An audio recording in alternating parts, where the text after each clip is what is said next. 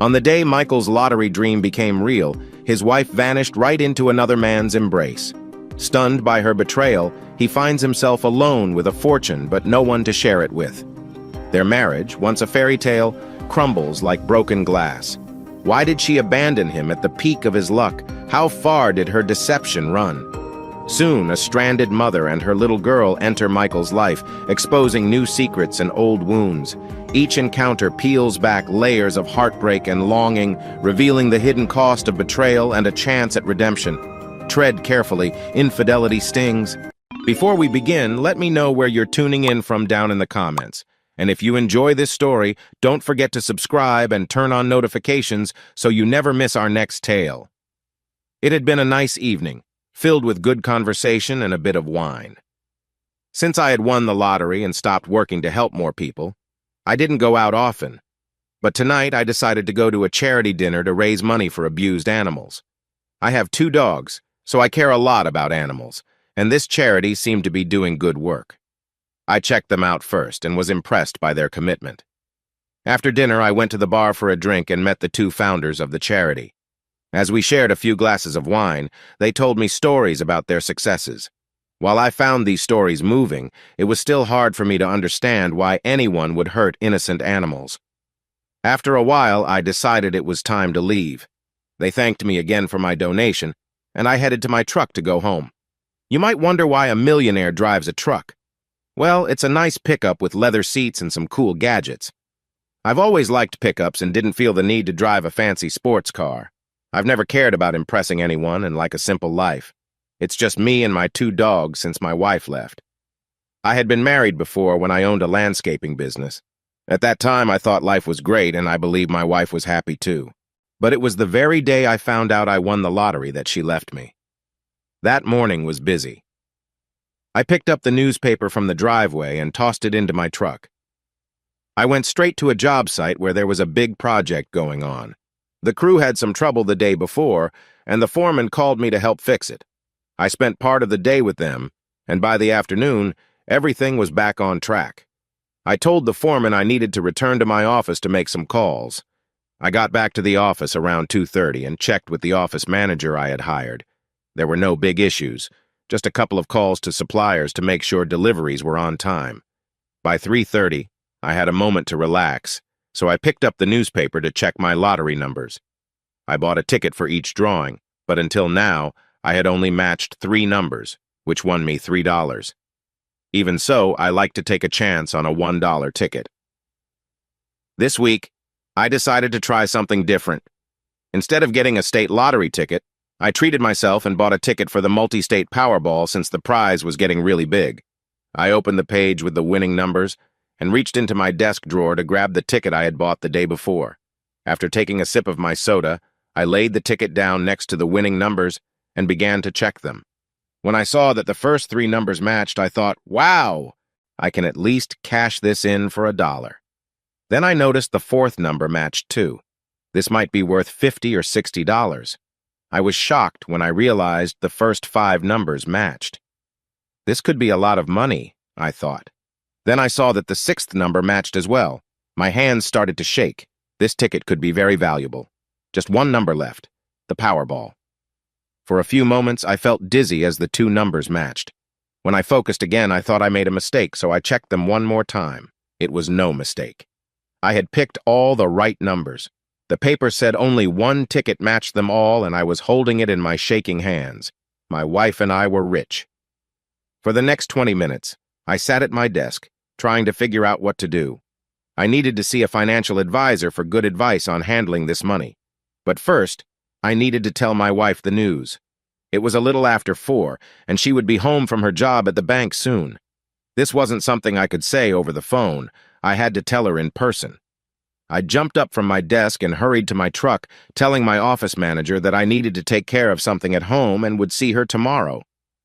Jenny would be surprised to see me home early, as I usually worked long days. But she would be thrilled when I told her about the ticket. As I drove home, I imagined all the things we could do together, travel and explore the world. She was in for a big surprise. However, the surprise turned out to be mine. When I pulled up to our house, I saw her with another man putting suitcases into a car I didn't recognize. What is happening here? I wondered. I hit the brakes hard and jumped out of my truck. Jenny, what are you doing? To her credit, she looked a bit embarrassed. I heard her ask the man to wait in the car. She then walked over to me and said, I'm sorry, but I'm leaving. Hearing my full name, I felt a knot in my stomach. The only time she called me Michael was when something was wrong. Leaving? What do you mean you're leaving? Michael, I do care about you, but I want more from life. I've met someone else who can offer me a different future. I left you a letter inside. I didn't want to tell you face to face. But Jenny, I thought you loved me. I thought you were happy. I'm sorry, she said quickly as she rushed to the waiting car. I stood there in shock, watching them drive away. I felt so confused that I couldn't do anything. For the second time that day, my vision blurred and my head felt heavy. I must have stared for a long time at the spot where my wife's car had vanished down the street. Shaking my head to clear my thoughts, I turned and slowly walked towards my house. Once inside, I went straight to the liquor cabinet and grabbed a bottle of tequila, taking a big drink. I shivered as the alcohol hit my stomach. I took another sip and then another. Each drink felt easier than the last. I had almost finished a quarter of the bottle when I remembered she had mentioned a letter. By then, I was not in the right state to read it. It could wait.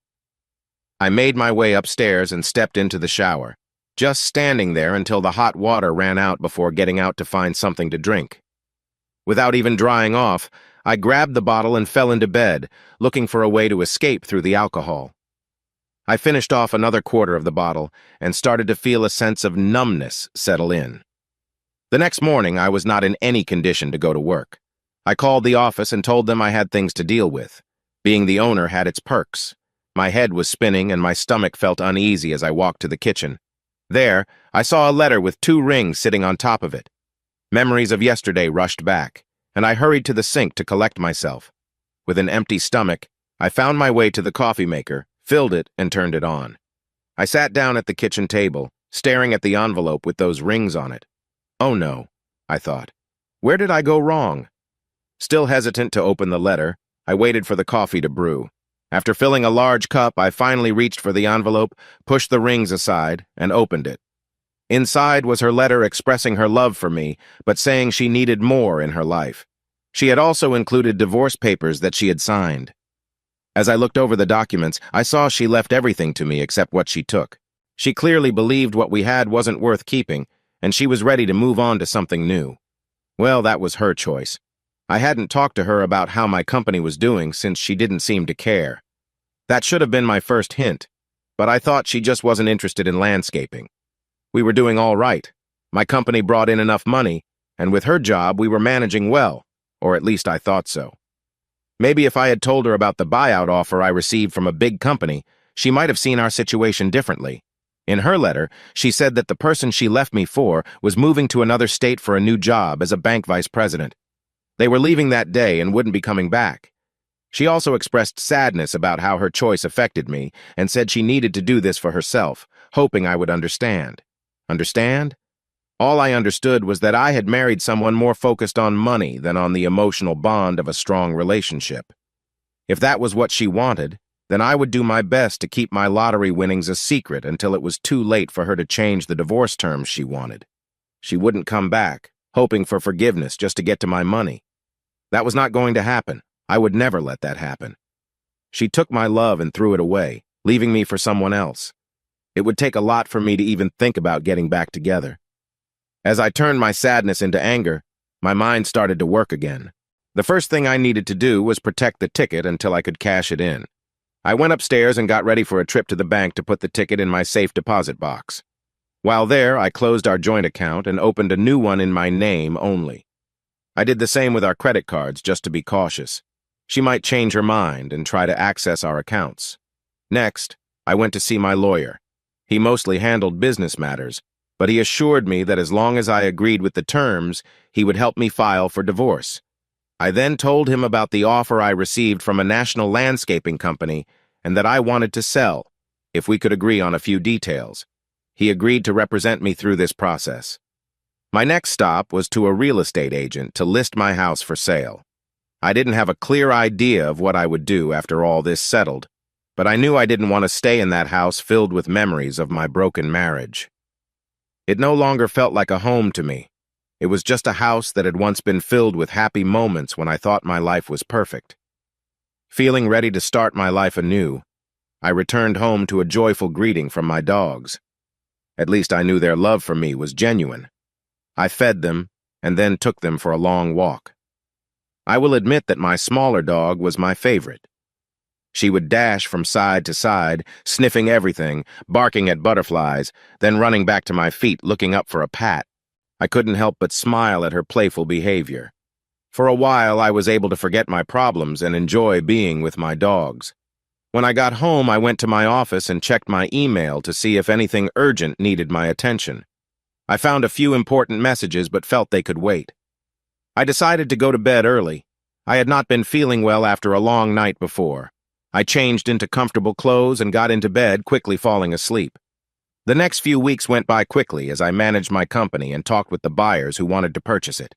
In the end, I was happy with the agreement after they promised to keep my employees for 6 months while they assessed the situation. I believed that most of them would keep their jobs since they were dedicated and skilled. I stayed on for 2 weeks to help the new company and my employees adjust. Everything went well during the change of ownership, and even though I needed to start a new chapter, my last day was filled with mixed feelings. My employees organized a farewell gathering, and there were many sad faces, warm handshakes, and hugs. I had grown to care for many of these people as friends, and it warmed my heart to know they would miss me. Overall, this process took nearly 3 months to complete. During this time, I accepted an offer on my house and agreed to leave within 2 weeks of selling my company. Now I had one big issue left to deal with: my divorce. I went to my lawyer to see if we could speed things up. He said he would try and began by reaching out to the attorney who prepared the divorce papers for my wife. She contacted my soon-to-be ex-wife, who also wanted to resolve the divorce quickly. Both lawyers asked the court for an early hearing. As luck would have it, the judge was someone I had worked for in the past, upgrading his yard. I had even done a few extra things for him, which he appreciated. It turns out that sometimes a good reputation can help. The judge listened to both sides and agreed to expedite the process. He ruled that since Jenny had left and moved away, he would finalize the divorce in 1 week unless any changes were requested. By choosing to leave, Jenny could not claim more than what she had taken with her. I had my own reasons for wanting to finish the divorce quickly. You see, I had only 6 months to claim my lottery winnings, and divorces in this state usually took that long to settle. With the lottery drawing happening about a week before I filed for divorce, I needed to collect my winnings before everything was final. If my win caught the media's attention, Jenny might try to change the divorce agreement or, even worse, try to come back and fix things between us. A week later, with the divorce papers ready, I felt a huge relief wash over me. It was like a big burden had been lifted. That night, I called my sister. Mel, short for Melinda, was my only close family since my parents had passed away in an accident when I was in college. Even though she was a few years older, we had always been very close. I had been avoiding her call because I knew she could tell when something was wrong. I didn't want to upset her with things she couldn't fix. "Hey, sis, it's me," I said when she picked up the phone. "Mike," she said with surprise. "I'm so happy to hear from you. I thought maybe you forgot about your sister." "I'm sorry, sis. Things have been a bit crazy here, but they are calming down now." As I expected, she noticed that something was off.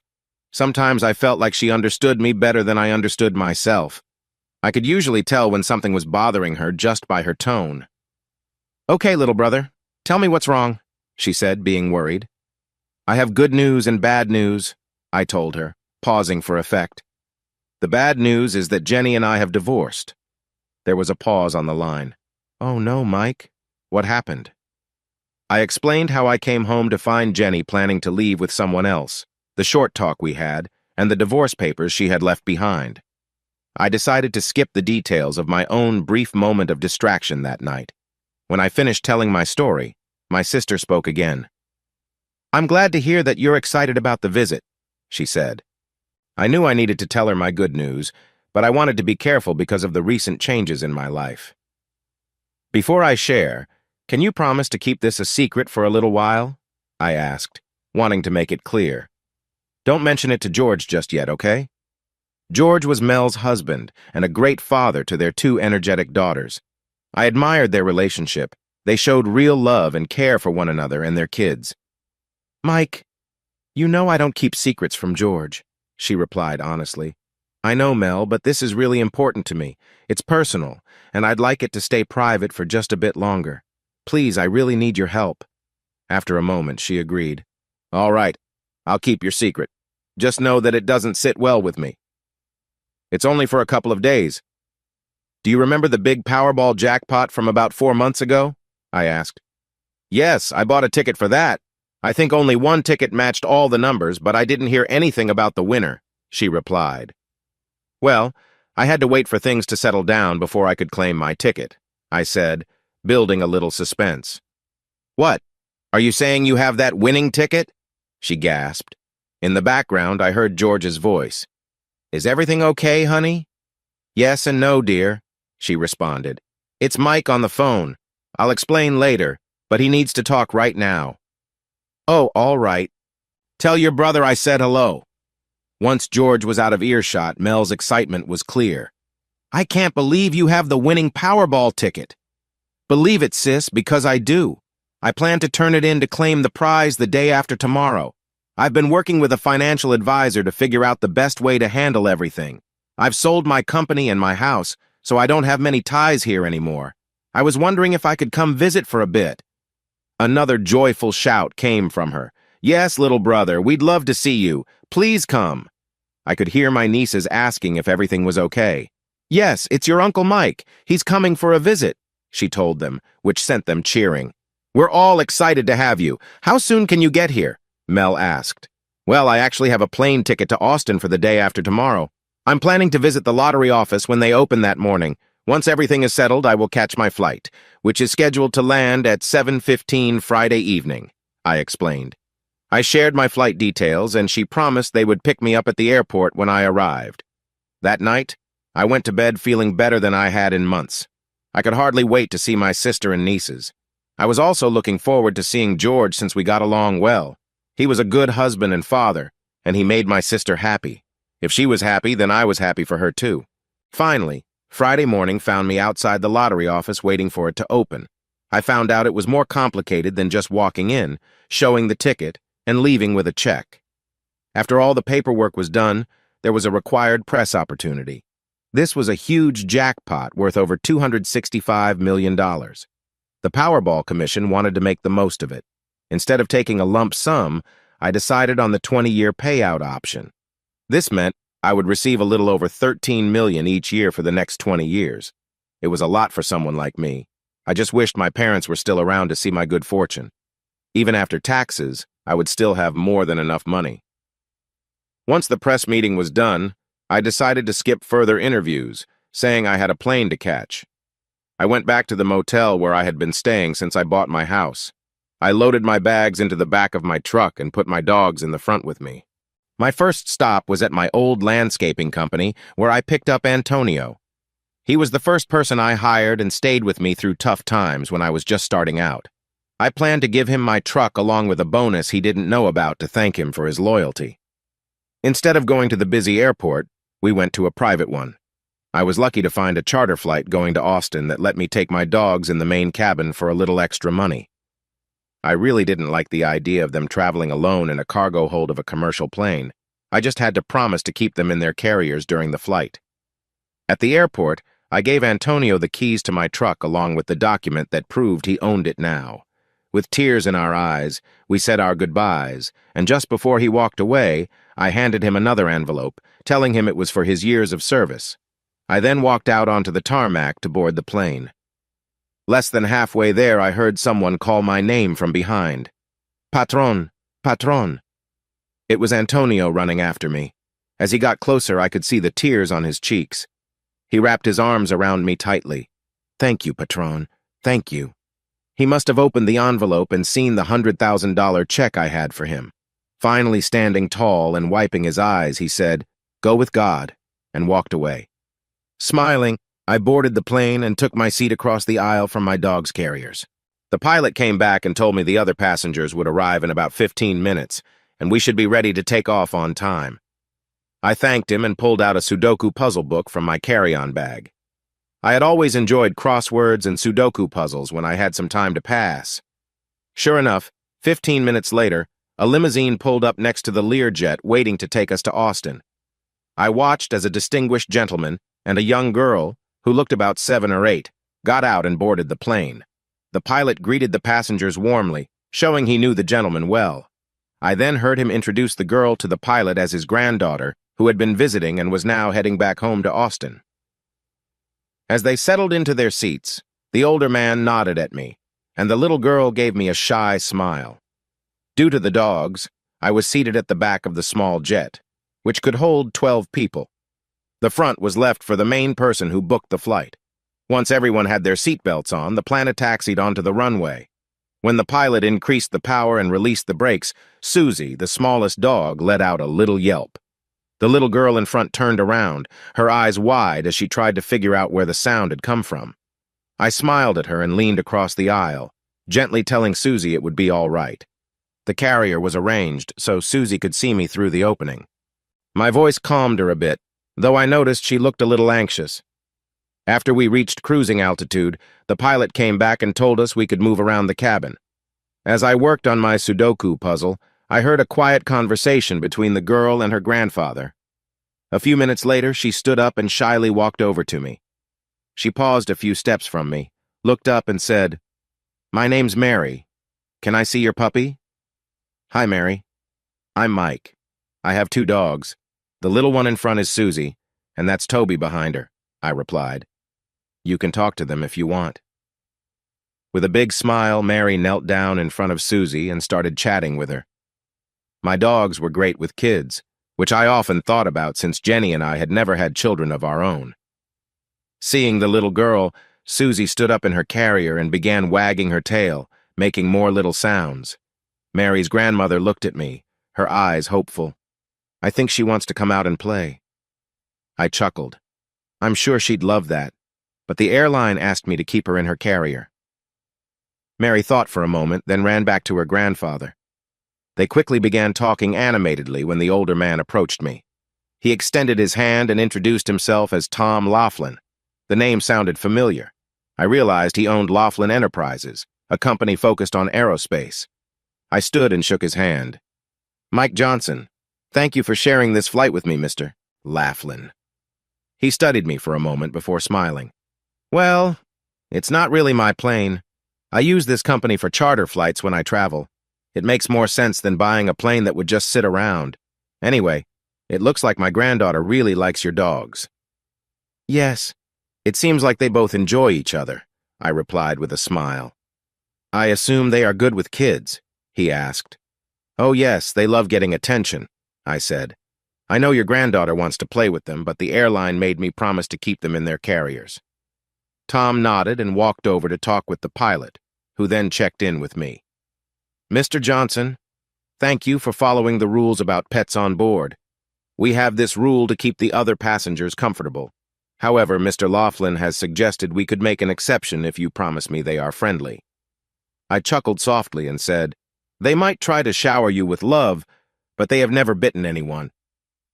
The pilot seemed satisfied and went back to the cockpit. Mr. Laughlin leaned down to speak with his granddaughter, who jumped up and hugged him before running back to me, clapping her hands happily. "Grandpa says it's okay to let them out. Please, I know they want to play." "Okay, you win. Let's open their doors and let them out." The dogs could tell the little girl was important to them being let out and excitedly greeted her with playful licks, making Mary giggle with joy. Watching the 3 of them play around made the time fly by, and soon the pilot told us to return to our seats for landing. Mary smiled brightly as she quickly said goodbye to each dog before I put them back in their carriers.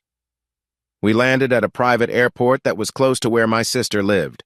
I was glad because she and her family wouldn't have to deal with traffic across Austin and all the security at a busy airport.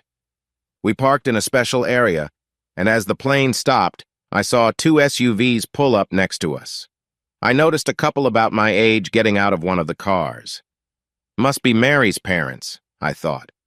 From the other car, my sister and her family stepped out. I let Mr. Laughlin and his granddaughter go ahead of me and got ready to carry the dogs off.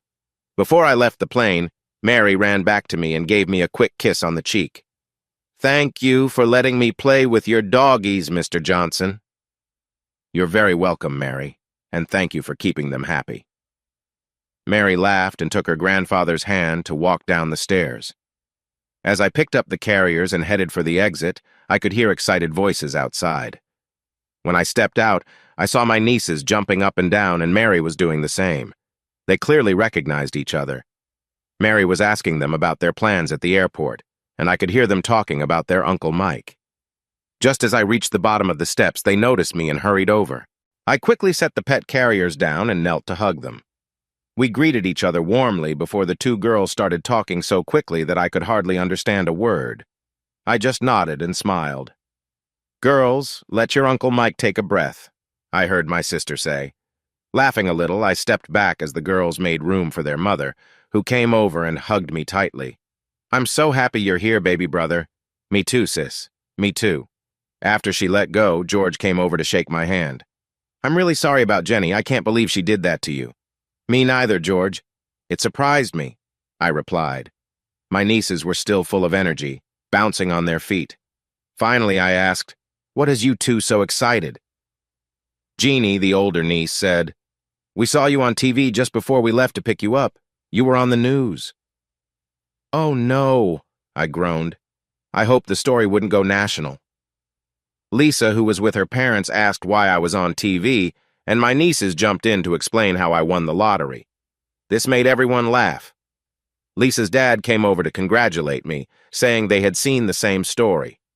After we all introduced ourselves, we packed up and drove to my sister's house. The girls insisted I sit between them in the back seat, each wanting to hold one of my dogs. The ride was fun, filled with silly conversations. I learned that my nieces and Lisa all attended the same school, with Jeannie and Lisa in the same grade. Missy, our other niece, was a year younger than Jeannie.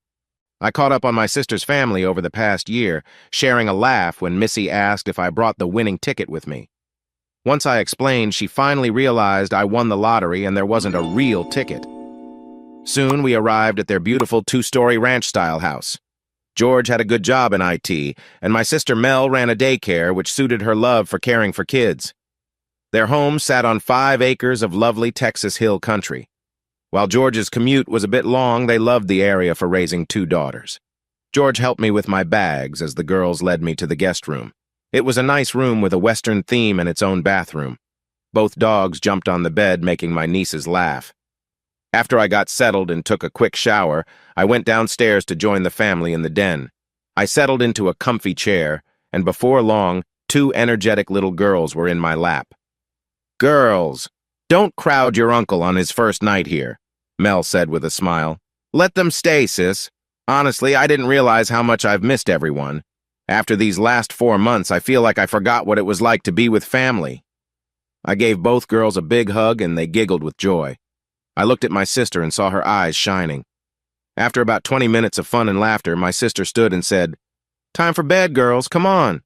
Your uncle will be here in the morning, too." With some playful groans, the girls jumped off my lap, waved to me, and dashed to their bedrooms, laughing as their mother followed them. George and I relaxed, enjoying the quiet, and turned on the news. Just as the story about my lottery win started, my sister walked back in. We watched in silence as they talked about my good fortune. Once that segment ended, my sister reached for the remote and turned off the TV. "So, little brother, now that you're a millionaire, what are your plans?" I sat quietly for a couple of minutes, thinking to myself, what do I really plan to do now? Honestly, sis, I have no idea. I guess I've been so caught up in everything that happened that I need some time to see where I go from here. This has been both a challenge and a dream come true. If you all can put up with me for a few days, I might sort things out better. Now my sister's tears flowed freely. She climbed into my lap and hugged me tightly, just like our mother used to when we were kids. George came over to us and placed a hand on my shoulder. "Mike, this is your home now," he said. "You can stay here as long as you want. Mel, sweetheart, I need to get up early. I'm heading to bed. Good night, Mike. I'll see you tomorrow." With shiny eyes, I looked up at George. "Thanks, George. Your words mean more to me than you know. Mel got up from my lap to stand with her husband. Bed sounds nice. I'll join you in a few minutes. After a quick goodbye, George left. I'm sure you're ready for bed too, little brother. I know you've had a long day. Yawning, I stood up from the chair. Yeah, sis, you're right. It has been a long day. A bed does sound nice. But first I want to thank you and George for being here for me. Don't be silly. Of course we're here for you. You're family and we love you.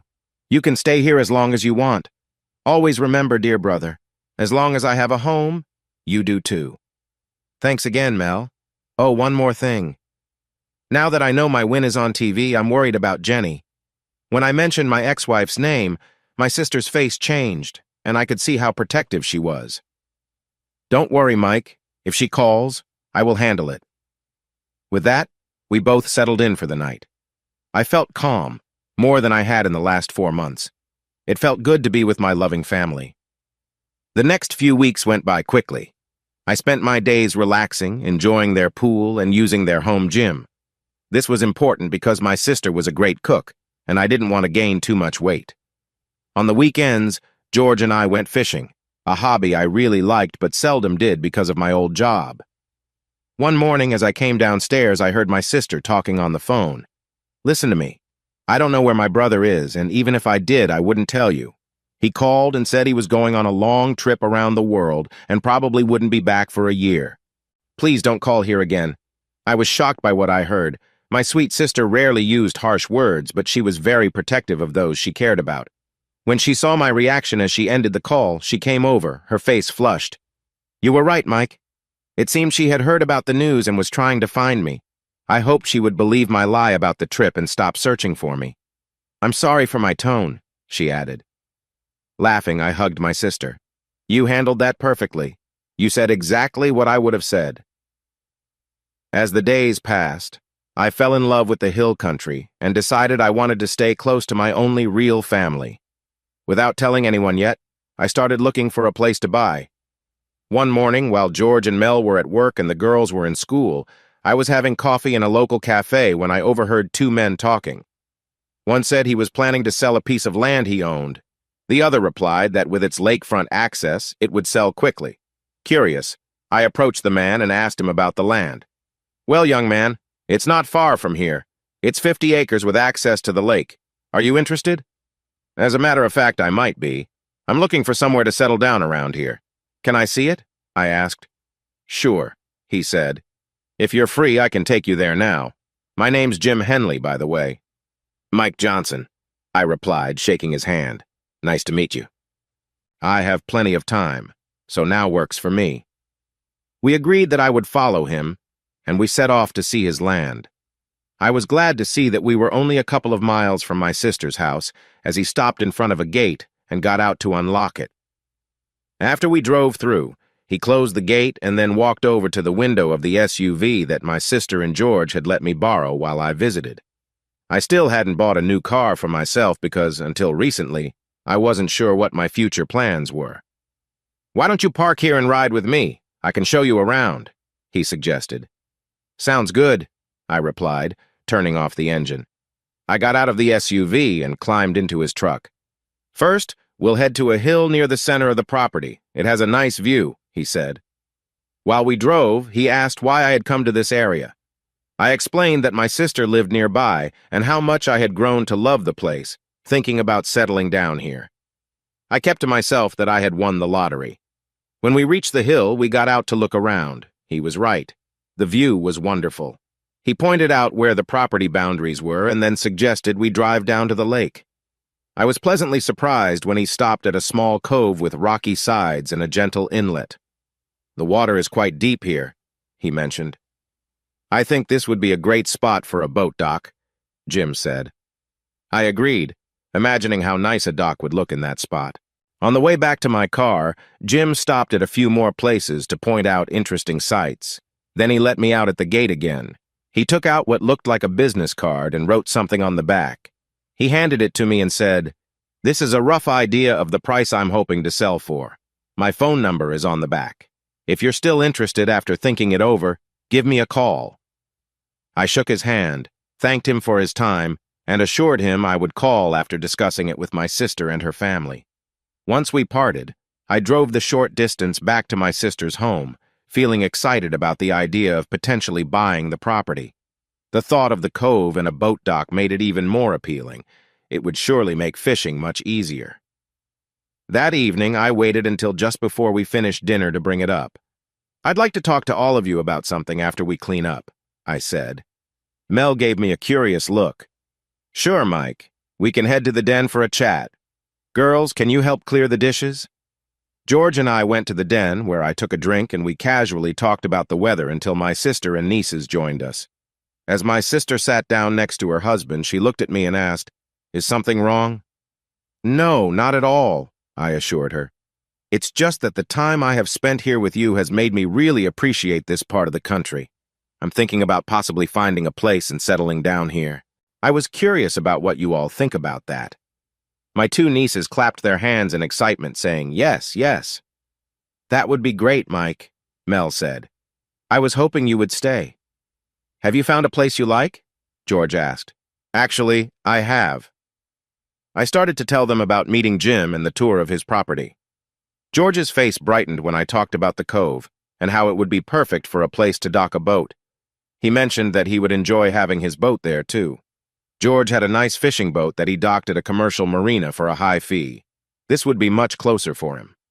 My sister just shook her head and said, "Boys and their toys." But she smiled because she and the girls enjoyed sailing on the lake with George. After the girls went to bed, I asked if they knew someone who could help me find out if Jim's price was fair. Not being familiar with the area, I didn't know much about property values. Mel said she had become friends with the real estate agent who helped them buy their house, and she was sure her friend would be willing to talk with me. That night, I went to bed imagining what kind of home I would build. The next evening, when Mel got home, she told me she had talked with her friend, the real estate agent. She suggested we all go and see the property this Saturday if I could arrange it with Jim. I said I would call him to see if he was okay with that. After dinner that night, I called Jim. "Jim, it's Mike Johnson. I've been discussing the property with my sister and her family. I am interested, but I would like them to see it too. Would it be possible for them to tour it Saturday?" "Well, Mike, my wife and I are going to be out of town visiting friends Saturday. But if you can meet me at the cafe in the morning, I will give you the key to the gate, and you can take them out there. How does that sound?" "Sounds great, Jim. I'll see you in the morning." I told Mel about the plan for the key, so we all made arrangements to head over there Saturday morning. On the day of the tour, Mel's friend Renee drove over, and we all got into the SUV I had been using. We drove the 2 miles to the property. I took the same route Jim and I had traveled, stopping first at the hilltop so we could enjoy the view. It was just as inviting the second time as it was the first.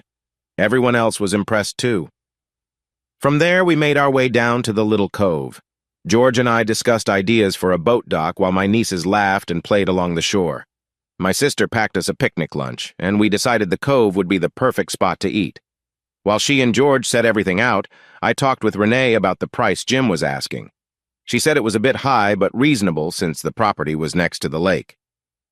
After that, I was sure about my decision. I planned to call Jim Monday morning when he got back and start the process. 2 weeks later, I proudly owned 50 acres of beautiful Texas hill country. I chose a hilltop with a great view to build my house. It was spacious enough for my plans. With Renee's help, I began looking for a custom builder. I met with 4 builders before picking the one I liked best. I shared my vision for the house with him. I wanted 2 stories with 3 bedrooms, a kitchen, a dining room, a living room, and a den on the main floor. The second floor would have a master bedroom, an office, and a home gym. Outside, I wanted an infinity pool overlooking the hillside and a hot tub to match. The builder took my ideas and after a couple of weeks presented me with a first draft of the plans. After making a few small changes, we finalized the blueprints and construction was ready to start. I aimed to build an eco-friendly home. I made sure the insulation was top-notch and added triple-pane windows.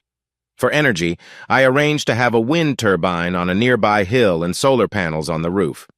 I planned to collect rainwater for drinking and to use a pump from the lake for irrigation. The initial costs were high, but I knew it would save money in the long run. It felt good to contribute to a healthier planet. For the next 10 months, I visited the site every day to check on the progress. I also took the time to learn about which plants grew well in the area, as I wanted to design the landscape myself. The first completed project was the floating boat dock, where George happily moved his boat from the marina. Finally, the last day of construction arrived. After a final walkthrough, I approved everything, and the last step was to add the landscaping. I hired a local company and provided them with my plans. A week later, the landscaping was complete. With my sister's help, I chose the furniture and had it delivered and set up as the last touch. She had great taste, and growing up together, she knew how to pick items that would make me feel at home. I was ready to move into my new house. It had cost a lot, which used up a good part of my first year's winnings, but I felt it was worth every penny. It had almost been a year since I claimed my winning lottery ticket, and soon my account would get another nice boost with my next payment. I had kept my sister and her family away for the last month because I wanted to see their reaction to the finished house. The day arrived when I loaded my belongings into the truck I had bought once I decided to stay. When I was ready, my sister and her family followed me in their car. As we pulled up, the looks on their faces said it all. They were amazed at how great the house turned out. It was built with wood siding and local stone that fit in well with the landscape. We took a tour of the house, and the girls were very excited about it. I showed them their rooms for whenever they wanted to spend the night. Then we went out to the back deck, which overlooked the pool and hot tub. George was especially impressed with the barbecue I had set up. Since I wanted family with me for my first night in the new place, I convinced them to stay overnight. Even though they lived just 2 miles away, this was a special day for me, and I wanted to share it. Mel took the girls to the store to get some food for my kitchen. I asked her to grab some nice steaks because I wanted to try out the barbecue. Everyone supported that idea. While they were out, George and I went down to the boat dock to check on his boat and then headed back to the house. We sat on the deck, enjoying a few drinks and watching my dogs happily explore their new home. I had landscaped about an acre around the house and put up a fence so the dogs could play without wandering too far. The pool and hot tub were also fenced in for their safety. A couple of hours later, the girls returned with lots of groceries, and we spent about an hour bringing everything inside and putting it away. Mel had done a wonderful job making sure I had all the essentials. I had already arranged for pots, pans, silverware, plates, glasses, and more to be delivered and stored, so I was fully stocked and ready to cook. For lunch, Mel and the girls made sandwiches and chips, which we enjoyed on the deck. As the day warmed up, my nieces wanted to swim. I told them to go change, laughing as I watched them skip off to their rooms. While the girls swam, George, Mel, and I relaxed on the deck, enjoying our drinks and keeping an eye on my nieces. As late afternoon approached, Mel and I went to the kitchen. She prepared a salad and some side dishes while I got the meat ready for the barbecue. About 45 minutes later, we all sat down to enjoy the meal. The steaks were delicious, if I do say so myself. After dinner and cleaning up the kitchen, we went to the game room to watch my nieces play video games on my new big TV. "Mike, you have done a great job with your home. You must be very proud," said George. "I am, but I couldn't have done it without all your help this past year. And the amazing decor is all thanks to my sister's great taste." I saw my sister smile at this. "I can never fully repay you for your kindness." "Oh, baby brother," my sister said, her voice warm. "We helped you because we love you. It was a gift, not something you owe back." "I really appreciate both of you. How about we get the girls to bed and relax in the hot tub?" I suggested. So we did, enjoying an hour in the warm water under the stars before agreeing that it had been a long day and it was time to sleep. As I walked up the stairs to my bedroom, I peeked in at my nieces, peacefully sleeping. I chuckled when I saw each one cuddling a dog, also fast asleep. I slept well that night and woke up later than usual to the wonderful smell of breakfast. I put on my robe and went to the kitchen to find my sister busy cooking a fantastic breakfast. There were eggs, ham, sausage, hash browns, toast, and juice, a breakfast fit for a king, which is how I felt in my new home. After breakfast, my sister and her family packed up to go back home. Once they drove off, I went inside and noticed how quiet it was. After almost a year living with Mel's family, being alone would take some getting used to. Both dogs came over and sat by my feet, looking up at me eagerly. "Well," I said to them, "how about we go exploring?" We spent most of the day walking around my new property, getting to know the area better. A couple of weeks later, I received my second lottery winnings. It was time to decide what to do with my time and money. The last year had been busy with everything, especially building the house. Now, I had free time. I would still visit my sister and watch my niece's soccer games, but I felt the need for something meaningful. I thought about donating to good causes, so I started researching online. This brings me back to the start of my story. That's how I ended up at the charity dinner for animals in need. I had spent my first year in my new home seeking out worthy causes and making donations, usually quietly. Sometimes I would go to an event or two. Even though I often felt lonely with just my dogs, and despite frequent visits with my sister's family, I still struggled to move on from my past. As a result, I never looked for female friendships. I just felt I couldn't trust a woman again. So I used these occasional outings to meet other people. While I was driving home, I had to stop under an overpass for a red light. It was late, and I was eager to get home. Suddenly, I heard a woman screaming over the radio. I turned and saw two men confronting her. Without thinking much, I reached under my seat and took out my licensed firearm, which I was allowed to carry. Holding it behind my back, I stepped out of my truck and approached the three of them carefully. When I was about 15 feet away, I shouted, "Leave her alone." One of the men turned and said, "Mind your own business." I firmly repeated, "Leave her alone." This time, one of them moved toward me. "I told you to mind." He barely finished when he saw me raise my weapon and pointed at him. "Whoa there, buddy, we were just leaving. Don't do anything hasty," he said, backing away quickly. The other man saw my weapon, let the woman go, and ran off. Hearing his friend run away, the man who had approached me turned and left as well. After checking to make sure there was no other danger, I put my gun away and walked to the woman, who sat on the ground, clearly shaken. Kneeling beside her, I spoke softly. "You should come with me. It's best to find a safe place before they come back." Slowly, she looked up at me, her voice trembling. "What?" I said, "It's important you come with me so I can help you feel safe." "My daughter," she said, pointing up the slope. I looked into the dim light where she pointed and could just see some dark shapes. Standing up, I walked toward them. As I got closer, I heard soft whimpering. It was a young girl hiding behind some bags that seemed to hold their things. She was huddled on a ledge, obviously scared. Once again, I spoke in a gentle voice. "It's going to be okay. Go to your mother. I'll take care of your things and help you get to safety." The little girl quickly jumped up and ran to her mother as I picked up the two bags. When I returned, I urged them to get into my truck. They climbed into the passenger side when I opened the door for them. I tossed the bags into the back of my pickup, jumped in, and quickly started the engine, eager to leave in case there were more threats. "Do you want me to take you to the police?" I asked. The mother gasped. "No, please, no police." "Okay," I replied. "Is there somewhere else I can take you that feels safe?" She stared at the floor and shook her head. "How about the women's shelter?" I suggested. "No, please. He might have someone watching there." "Who is he?" I asked gently. "My boyfriend. He has been unkind and threatened to hurt my daughter." Even though I was worried about what I was getting into, I knew I couldn't walk away from them. "I know a place where you can stay safe for the night. I will take you there, and we can figure things out in the morning."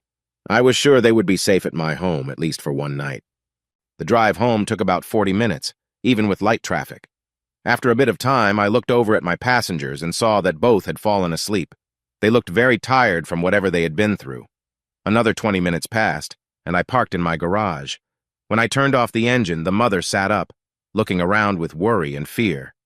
"It's okay. This is my home. You will be safe here tonight, I promise. No one will hurt you here." She looked at my face for a few seconds before nodding, showing a little bit of trust. I realized she had no reason to trust me, but she had to believe that this was better than what I had just saved her from. I got out of the truck and went to the passenger side.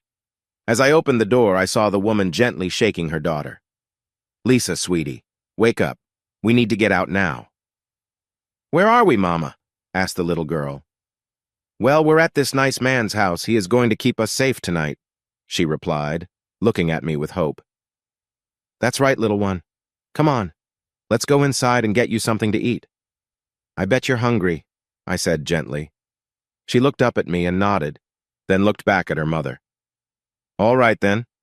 I'll show you the way, and you two can follow me to the kitchen." I turned and walked to the door that led into the house and waited as they carefully stepped down from the truck.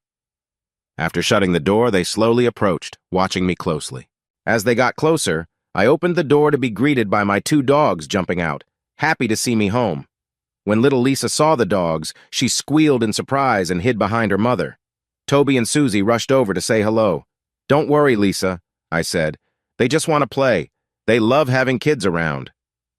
Lisa peeked around her mother's legs and saw Toby, who was rolling over on his back wanting a scratch. Susie, noticing Lisa's nervousness, lay down and slowly crawled towards her. Susie looked at her with those big, friendly eyes that made her hard to resist. Lisa, feeling brave, bent down with her hand out to Susie.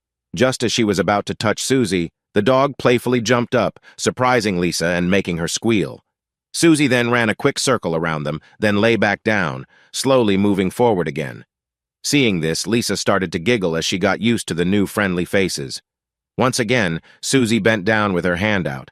But just before they touched, she jumped up playfully, making Lisa laugh again. I looked over at Lisa's mom, who was kneeling and giving Toby a nice scratch on his belly. He seemed to really enjoy it. Once more, Susie ran around Lisa and her mom. But this time, she stopped right in front of Lisa, looking happy and panting. Lisa bent down, and this time, Susie let Lisa pet her. I watched for a few minutes, and then told the dogs to go inside the house. I always felt proud of how well they listened, and they did well this time too, staying just a couple of steps ahead of us as we walked to the kitchen. On our way, I pointed out a bathroom and let my guests know they could wash up while I got things ready in the kitchen. When I opened the refrigerator, I found a big pot of chicken soup Mel had made the day before. I put it on the stove to warm up and took out some French bread. I sliced a few thick pieces, spread butter on them, and put them in the toaster. Then, I grabbed 2 bowls and spoons from a cupboard and set the table. Just as the soup began to bubble, I heard my guests come in. "Have a seat, ladies. The soup is ready," I said. I poured generous servings of soup into each bowl and placed them in front of them. After that, I brought over the plate of toasted bread and set it on the table between Lisa and her mom. I asked what they wanted to drink, offering juice, milk, and soda. Lisa's mom chose juice, while Lisa wanted milk. As I served the soup and drinks, I took a moment to look at the 2 women who had come into my life. They both looked a bit tired, as if they hadn't been eating well. Their eyes had a distant look, and Lisa's mom was glancing around, almost as if something was bothering her. I could tell they felt uneasy with me standing by while they ate. "Ladies, I need to check my email. I'll be in the next room if you need anything. Please enjoy your meal, and when you're done, I will show you to a room where you can rest," I said, letting them have some peace. As I turned to go, Lisa's mom said, "Thank you, Mr. Mike, just call me Mike. And you are?" I asked. "I'm Elizabeth, but everyone calls me Beth." "Well, Beth, I hope you enjoy the soup," I replied as I left the room. Once I got to the next room, I heard Lisa tell her mom, "Wow, Mom, this is the best chicken soup I've ever had." Yes, it is really good," Beth replied. I smiled to myself. Knowing Mel would be happy to hear such nice words about her soup, it was definitely better than any soup from a can. I went into the game room where I had another computer, along with the one in my office upstairs. Checking my email was just an excuse to give the ladies some space. Instead, I turned on the TV and caught up on some news. About 30 minutes later, I heard water running in the kitchen sink, which made me get up and return to find Beth washing the dishes they had used. I cleared my throat at the door so I wouldn't startle her and walked over to the dishwasher, encouraging her to place everything inside. After taking the lid off the soup pot, I went back to the table and was happy to see quite a bit was gone. They really needed some good food. Beth smiled as I picked up the pot to put it back in the refrigerator. "I hope we didn't eat too much of your soup. It was just so good." I laughed. No, I'm glad you liked it. My sister made it and brought it over. She always makes too much, and sometimes it goes to waste before I can finish it. I glanced at Lisa, who was still sitting in her chair, her eyes drooping. It was clear she was tired and needed sleep. Now that the kitchen was clean, I said, "Ladies, if you will follow me, I will show you to your room." I led them to the room that Mel and George used when they stayed over. It had a king-size bed and a bathroom attached. I told them to wait a moment and went to the next bedroom where my niece Jeannie stayed when she was here. She always kept a couple of nightgowns here, so she didn't have to bring them from home. It had become a regular thing for the girls to spend at least one weekend a month here, so my sister and her husband could have some time alone. Returning with a nightgown and a robe in my hands, I handed them to Lisa.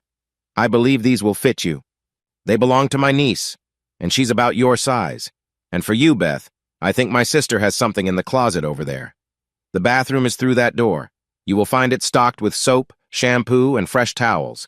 Feel free to use either the shower or the bath. There's plenty of hot water." Beth looked down, a little shy as she seemed a bit embarrassed about their situation. "Oh, one more thing. You can lock this door for your comfort. If you need me for anything, my bedroom is at the top of the stairs, first door on the right. Good night, ladies." With that, I closed the door behind me and walked towards the stairs, hearing the lock click. I smiled as I walked upstairs to my bedroom, thinking about how understandable it was for them to feel cautious in a new environment. I got ready for bed and lay there, wondering what the next day might bring with my unexpected guests. Eventually, sleep came. Beth. Once Mike had said goodnight and closed the door behind him, Beth quickly locked it. She couldn't help but wonder about the kind of man who would take two strangers from the side of the road and bring them into his home. From what she had seen of his lovely house, she knew he must be fairly well off. He seemed nice, but she had been misled by men before. After he left, she looked around the room, admiring the large bed. She opened the bathroom door and was surprised by how big it was. There was a shower and a big bathtub. Turning back, she spoke to her daughter. "Come on, sweetie. Let's get you cleaned up for bed." Yawning, Lisa nodded and followed her mother into the bathroom. Beth helped her daughter get washed and dressed in the nightgown Mike had given her. After tucking Lisa into the big bed, Lisa quickly fell asleep. Beth then looked in the closet and found a simple nightgown and robe that fit her. She returned to the bathroom, filled the tub with warm water, and sank into it, feeling her tired body relax. As she lay there, her mind went back to the scary events of the previous night. A shiver ran through her and she sighed deeply. What would have happened if they had found my daughter? She thought. Thank goodness for Mike. As the warm water calmed her, she felt the stress start to melt away. She knew it might be a while before she could relax like this again. She suspected Mike would take them back in the morning. Finally, feeling sleepy, she got out of the bath, put on the nightgown she had found, and crawled into bed next to her daughter, falling asleep in the cozy room. "Mike, I woke up early as usual. After my morning routine, I went downstairs to let the dogs outside. My coffee maker was brewing, so I poured myself a cup and sat on the deck, thinking about the events of the night before. I still wasn't sure how to help my new guests. I had always given to charities, but I wanted to do more. I noticed that Beth seemed to have trouble trusting men. I wasn't sure if she would feel comfortable talking to me. Maybe my sister Mel could help. A conversation among women might give better answers to my questions. As soon as breakfast was ready, I planned to call my sister. With that thought in mind, I went for my morning jog around the property, sticking to my routine. I figured Beth and Lisa were so tired they would sleep in. I was right. When I returned home, I heard them stirring as I headed up for my shower. I showered, got dressed, and went to the kitchen to make breakfast. Denver omelets were my specialty. I began to gather all the ingredients to make hash browns, just like my sister had taught me. I also brewed a pot of coffee in case Beth wanted some. As I was finishing the first omelet, I heard the bedroom door open. Beth and Lisa came in, drawn by the delicious smells from the kitchen. I glanced over and saw their curious faces peeking at me. "Come on in, ladies. Have a seat. Breakfast will be ready soon," I said. Their faces lit up with happiness. Wearing robes, they approached the table. Beth helped Lisa sit down, then turned to me and asked, Is there anything I can do to help? No, I've got it all under control. Would you like some coffee? I offered. Yes, please, she replied. I poured her a cup and asked, Do you want cream or sugar? No, black is just right, she answered. As she took her seat, I plated the last omelet with hash browns and set them on the table. I went back to the fridge for a glass of milk for Lisa. I hope you like omelets. They're one of my favorites to make, I said. Both of them took a bite and smiled, saying, Oh, this is really good. With a smile, I started eating too. We enjoyed our meal quietly, perhaps lost in our thoughts. Then little Lisa reached for her milk and accidentally tipped it over. Her eyes widened, and her lip trembled as she looked at me. Beth quickly grabbed a towel, concern showing on her face. Sweetie, it's okay. Accidents happen and I have more milk. We'll clean this up and get you another, I said gently.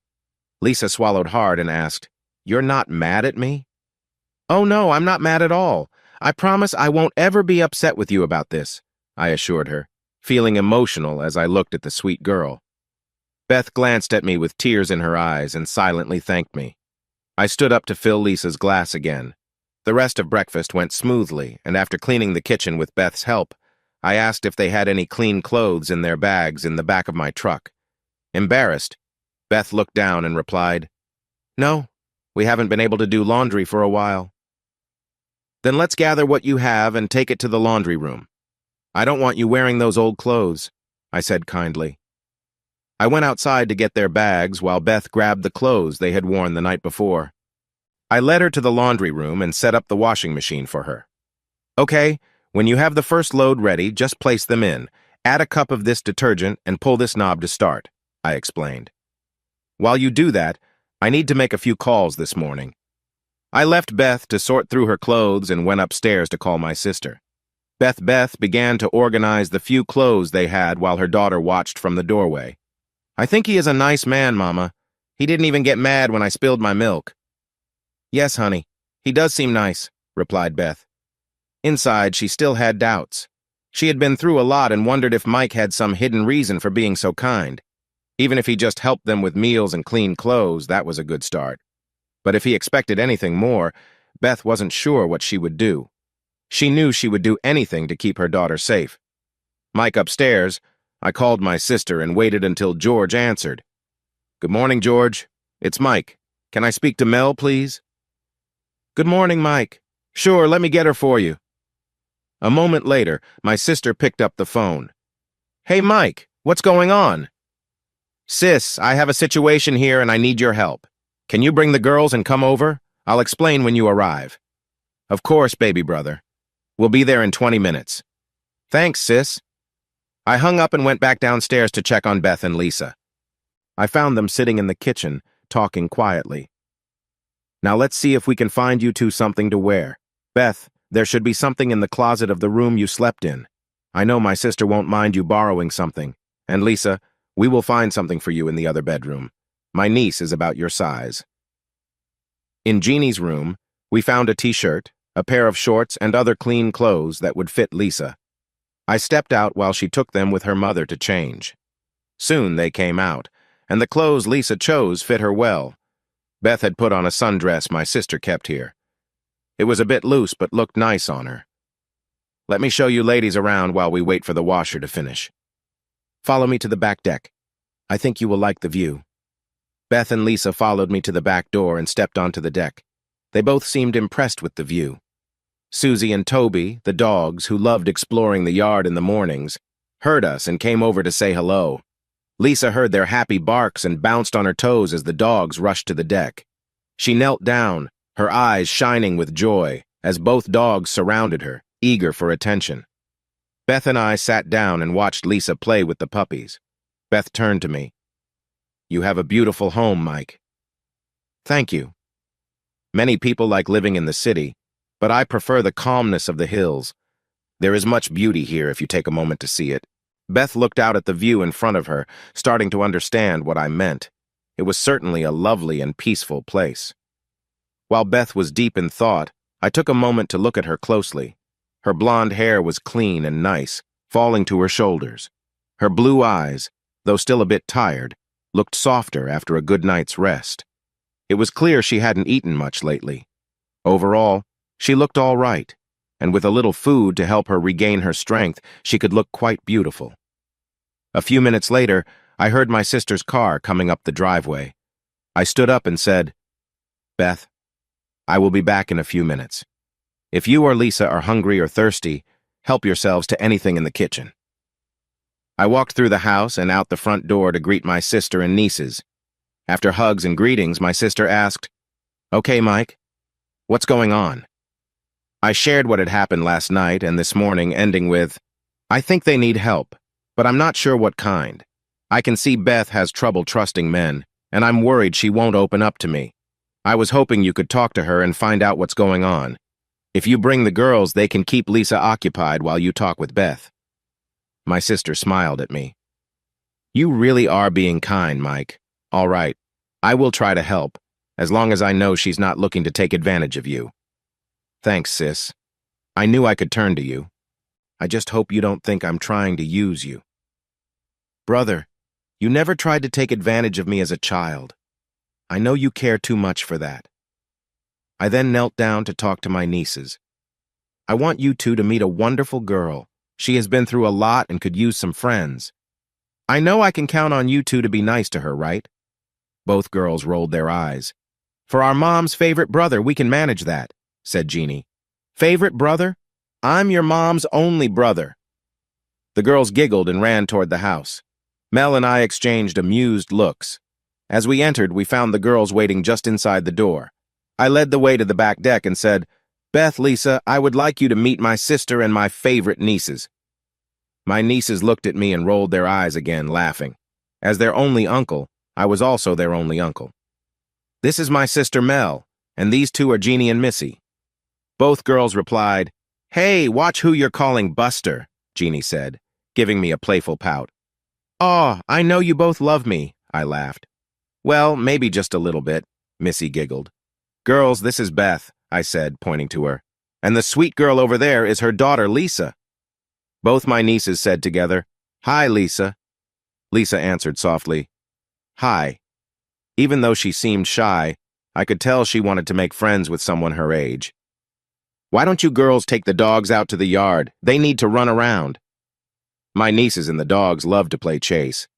The dogs would chase the girls, and then the girls would run after the dogs.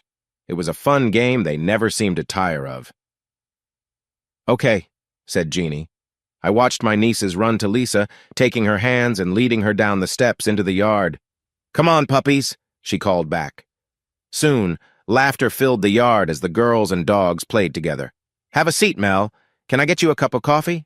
How about you, Beth? Another cup?" Both ladies said yes, so I went back to the kitchen. I poured a black cup for Beth and one with a little cream for Mel. When I returned to the deck, I could hear both mothers talking about the girls. I handed Mel her cup, and she smiled and thanked me. Beth gave me a softer thank you and a shy smile that didn't quite reach her eyes, which made me think she might have a hard time trusting men. For the next 15 minutes, we chatted about the weather and other simple topics. Mel shared some about her daycare center and family, trying to connect with Beth. I noticed Beth seemed more comfortable talking to Mel than to me. When I mentioned how much Beth and Lisa liked the chicken soup last night, I saw a proud look in my sister's eyes, and Beth happily agreed it was delicious.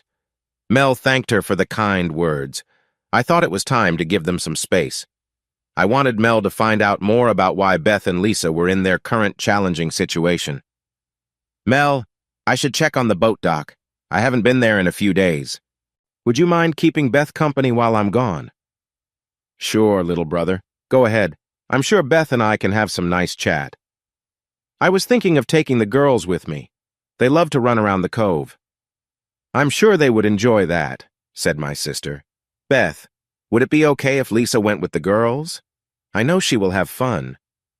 Beth looked a bit worried. I could see that letting her daughter out of her sight was tough for her.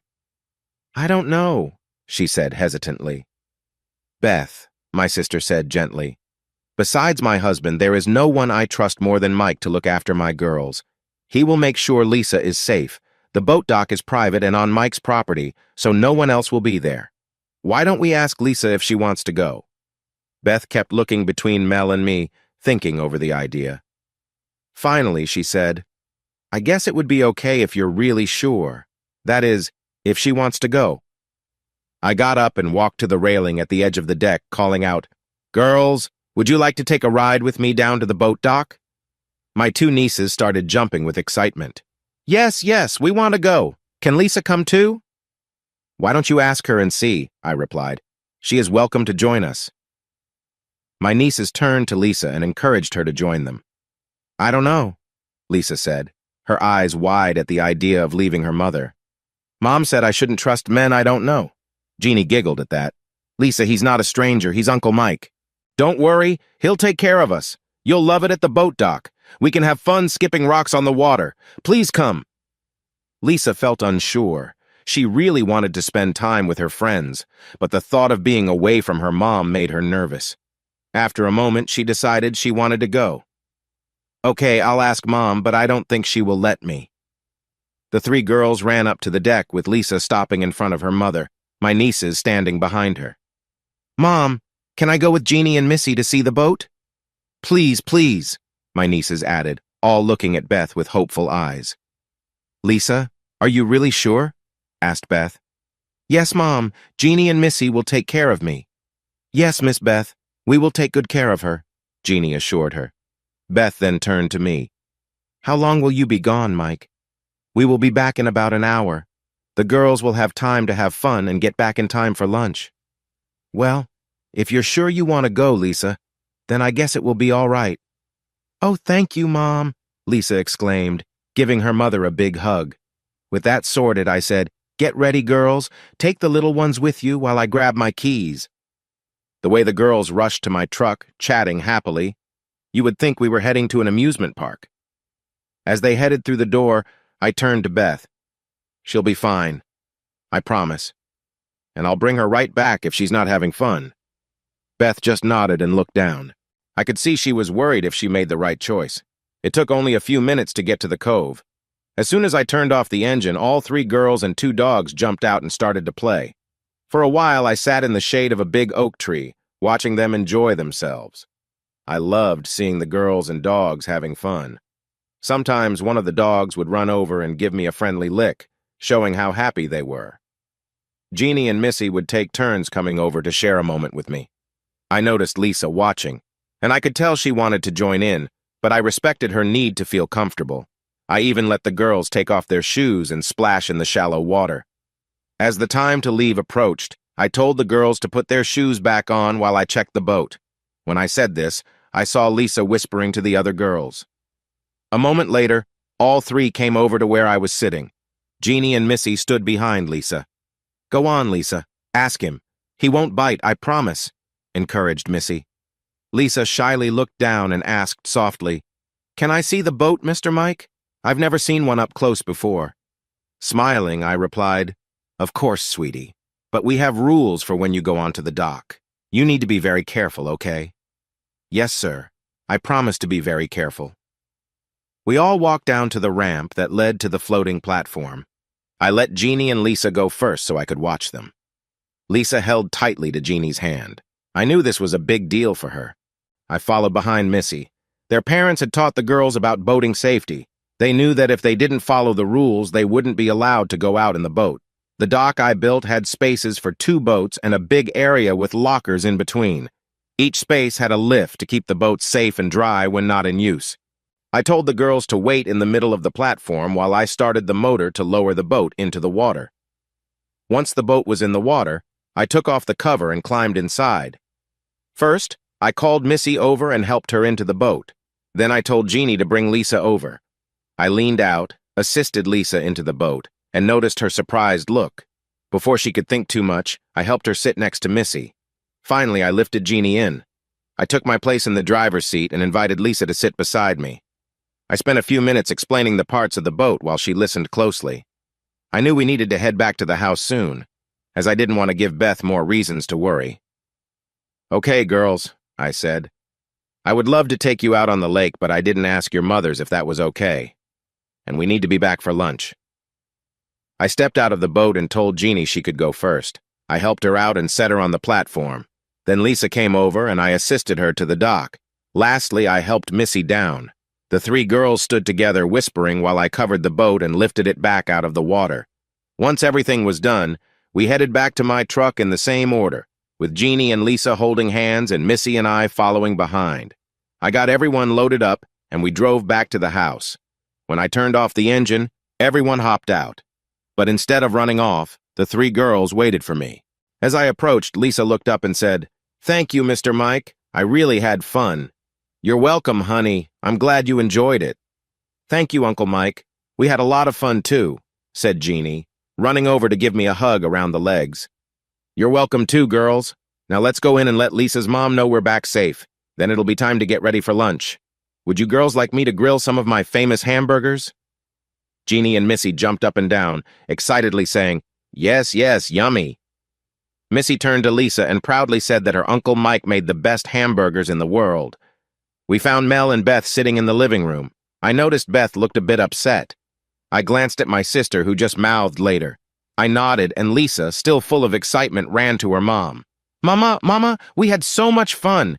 We got to skip rocks, wade in the water, and I got to go on a boat." At that, Beth looked at me.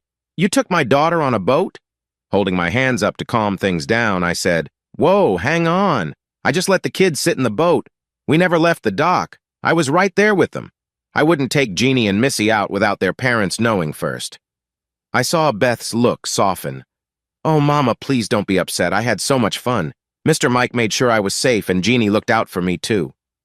With that, Beth's heart softened, and she pulled Lisa into a hug. "It's okay, baby. Mama's not upset. I'm glad you had fun." Then she looked up at me. "I'm sorry, Mike. I should have asked you first." "That's okay, Beth. No harm done. Now I promised the girls I would grill some burgers. How about it? Burgers for everyone?" Mel, who had been quiet the whole time, turned to Beth.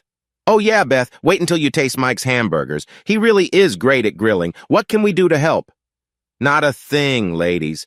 This is my treat today. Jeannie, why don't you and Missy take Lisa to the game room? I know you can keep yourselves entertained. And you two ladies can relax and enjoy your tea while I prepare everything." Without waiting for a reply, I walked to the kitchen. Mel just looked at Beth and shrugged. I got busy getting everything ready, seasoning the meat with my special spices, slicing tomatoes and onions, and preparing the lettuce. I took out different kinds of cheese and arranged them on a platter so everyone could make their own burgers.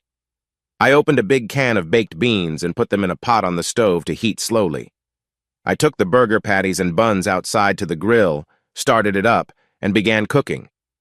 While the burgers grilled, I sat on the deck with a glass of iced tea, thinking about how the day had gone and what Mel had learned about Beth and Lisa.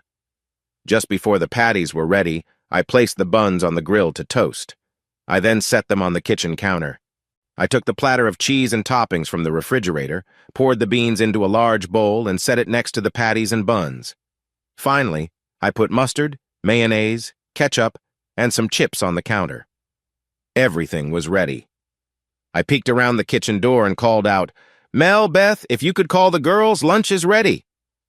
Then, I sat down at the table to wait. It seemed everyone was hungry since they rushed into the kitchen soon after. "All right, moms. I'll let you help the girls fix their burgers." Mel came over to the counter and asked Beth to join her. "You can make one for Lisa. I'll start with Missy. Missy, come over here and tell me what you want on your burger." Before long, everyone had their plates and was at the table. I got up to make my own burger and noticed everyone looking at me expectantly. "Go ahead, everyone. Don't wait for me. I'll be right behind you." As Beth took a bite of her burger, I heard her enjoying it. After swallowing, she said, "Oh, Mel, this burger is fantastic." I couldn't help but smile at her compliment. I finished making my plate and joined the girls at the table. They chatted happily while I listened and ate, letting Mel and Beth handle the cleanup. I liked making the food more than cleaning up afterward. While they tidied up, the younger girls and I headed back to the game room. I settled into my favorite chair and watched as the girls took turns playing a video game. I guess staying up late and getting up early caught up with me, and I soon dozed off. The next thing I knew, I felt a gentle hand shaking my shoulder. "Mike, wake up." I opened my eyes to see my sister smiling at me. I smiled back, feeling a bit sheepish. I guess I needed a nap. Must be a sign you're getting old, Mel joked. It's time for the girls and me to head home. We don't want George thinking we left without saying goodbye. Okay, sis, I'll walk you out. I stood up, stretched, and followed Mel into the living room. She and Beth said their goodbyes, and I followed Mel outside. Beth came to the front door but stayed there just watching. Lisa and my nieces were already waiting by the car for Mel. Okay, girls, get in the car. Your father's waiting for us, Mel said. Then she turned and hugged me, whispering, "Call me when you have a chance to talk." I squeezed her back and thanked her. "I'll call you later." As I turned to go back inside, I saw Lisa had run back to join her mother. They waved as Mel drove off, and I walked back inside, curious about what Mel had found out. When I stepped back in, Beth said, "Your sister is very kind, and her daughters are lovely." "I really like Jeannie and Missy," Lisa added. "They seem to really like you too," I said. "And yes, Beth, I think they are wonderful, not just because we're related. I don't think you've seen the game room yet, have you?" "No, not yet, but I heard the girls talking about it." "Then come with me. I'll show you how the TV works. Lisa already knows how to use the video games, and I have some board and card games too. I'll leave you two to have fun for a bit." I work from home and needed to spend some time in my office to finish a few things. I took them to the game room and showed them where everything was before heading back upstairs. In my office, I checked my email and replied to a few important messages. I wanted to give Mel time to get home and talk with George, as I knew he would be curious about why I invited just the girls. Since Beth seemed a bit unsure, I felt it was better to keep it to just the kids. Half an hour later, I was done with my emails and eager to talk to Mel, so I called. As before, George answered first. "Hi, George, it's Mike," I said, knowing he would see my number. "Hello, Mike. What's this Mel has been telling me? You're making new friends and bringing them home?" "Oh, come on, George, it's not like that at all," I replied. I heard George chuckle. "If you say so, buddy. Hang on, I'll get your sister. I know she's eager to talk." A minute later, my sister picked up. After some small talk, she started sharing details about her conversation with Beth. At first, Beth was shy, but as they talked more, she opened up a bit. Beth shared that her father had left her and her mother, which made things tough for them. Her mom had to work 2 jobs until Beth graduated high school. After finishing school, Beth got a job, and life started looking better for her until she fell in love and became pregnant with Lisa. When she shared the news with the baby's father, he left town, and she never saw him again. After Lisa was born, Beth lived with her mother and worked as a waitress to take care of herself and her daughter, who her mother looked after while she worked. About a year ago, Beth met a new man. He was nice at first and treated both her and Lisa well. Then, about 6 months ago, Beth's mother passed away, and her boyfriend urged her to move in with him. That's when things began to change for the worse. He slowly became unkind. Beth didn't fully understand what her boyfriend did for a living, as he was always unclear about how he made money, but she began to think it was not right. A month ago, a serious situation happened when he came home drunk. After a loud argument, he threatened both her and Lisa. Beth managed to find a locked room where she and Lisa could stay safe until he fell asleep. In her hurry to escape, she noticed some money on the floor that he had dropped during their fight. She took what little she could carry and decided to leave. They got to the highway, where a truck driver stopped and gave them a ride to Austin. At first, they lived off the money she took, staying in cheap motels. But she couldn't find work, and soon they ended up on the streets once the money ran out. It was their second night under a bridge when I found them. Now she worries her ex-boyfriend is still searching for them and might be a danger to both her and Lisa if he finds them. "Wow, Mel," I said after learning everything. "I understand why she doesn't trust men, but if it's true, she doesn't deserve what has happened to her. I need to figure out how to help her and Lisa." "Mike," I looked into her eyes as she shared her story, and I don't think she was trying to trick me, my sister said. "Thanks again, sis. You've really answered my questions about her, and please thank George for letting you help out today." After saying our goodbyes, I sat back and thought about what my sister had told me. I stood up and made my way back downstairs. It was time to decide what to do next, and I knew much of that would depend on Beth. I entered the game room to see Lisa watching cartoons and Beth reading a magazine. Lisa looked at me as I walked in, and I smiled at her. "You can keep watching your cartoons, sweetie. I just need to talk to your mom in the living room, okay?" Lisa smiled and nodded, then turned back to the TV. I turned to see Beth, who looked worried, but she got up and followed me to the other room. "So, Mike, what happens now?" "Are you going to take us back to where you found us?" Beth asked, sounding worried. "Is that what you want, Beth? To put your daughter back in a tough spot?" I replied. As I said this, Beth sat down on the couch, tears streaming down her cheeks. "No, I don't want that for Lisa," she said, "but I don't know what to do. I have no family and nowhere to go." "What would you like to happen, Beth?" "I don't know, Mike. I'm out of ideas. I just know I'm tired of running and feeling scared." We sat quietly for a moment before I asked, "Will you let me help you and Lisa?" Beth looked at me with doubt in her eyes. "Why would you help us, Mike? You don't even know us. What do you want in return?" "First, Beth, I don't expect anything from you or Lisa. I was lucky and came into some money. For the past year, I have tried to help people by donating to charities, but I haven't helped anyone personally. You could say my reason is a bit selfish because if I can help you and Lisa get a better life, I will feel good about it.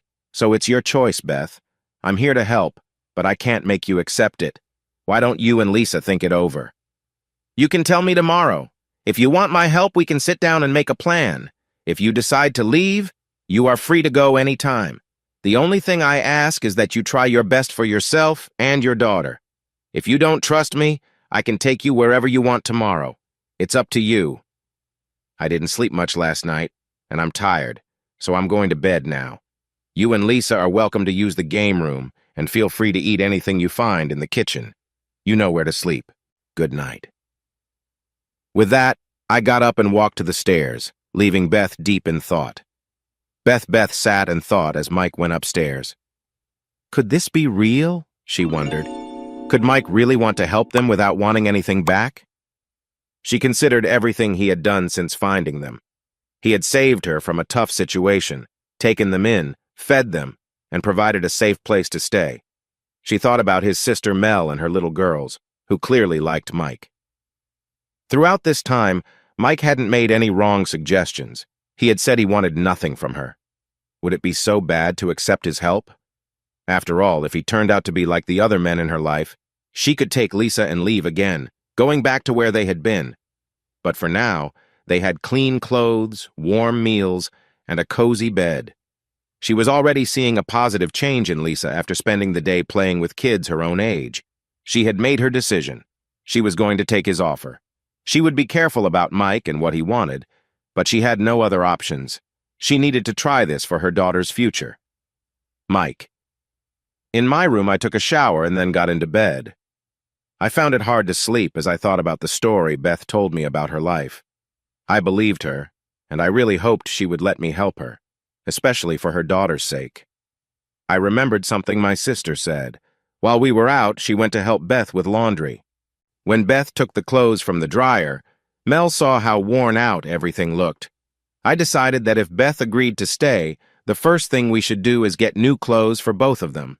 Then we would need to get Lisa signed up for school. I would have to ask Beth for her transcript. As I thought about this, sleep slowly came to me. The next morning, I woke up at my usual early time of 6 a.m. I put on my jogging suit, let the dogs out, had 1 cup of coffee, and went out for my morning run. When I came back, I found Beth and Lisa in the kitchen. Lisa sat at the table watching her mother cook. As I walked in, Beth turned to me. "I hope you don't mind. I thought I'd make us breakfast this morning." "Not at all. I'll just take a quick shower and be right back," I said, heading to my room. I showered and got ready quickly. Running down the stairs, I made it back just as Beth was setting the plates on the table. I took my usual seat and looked over at Lisa. She smiled shyly and said, "Good morning, Mr. Mike."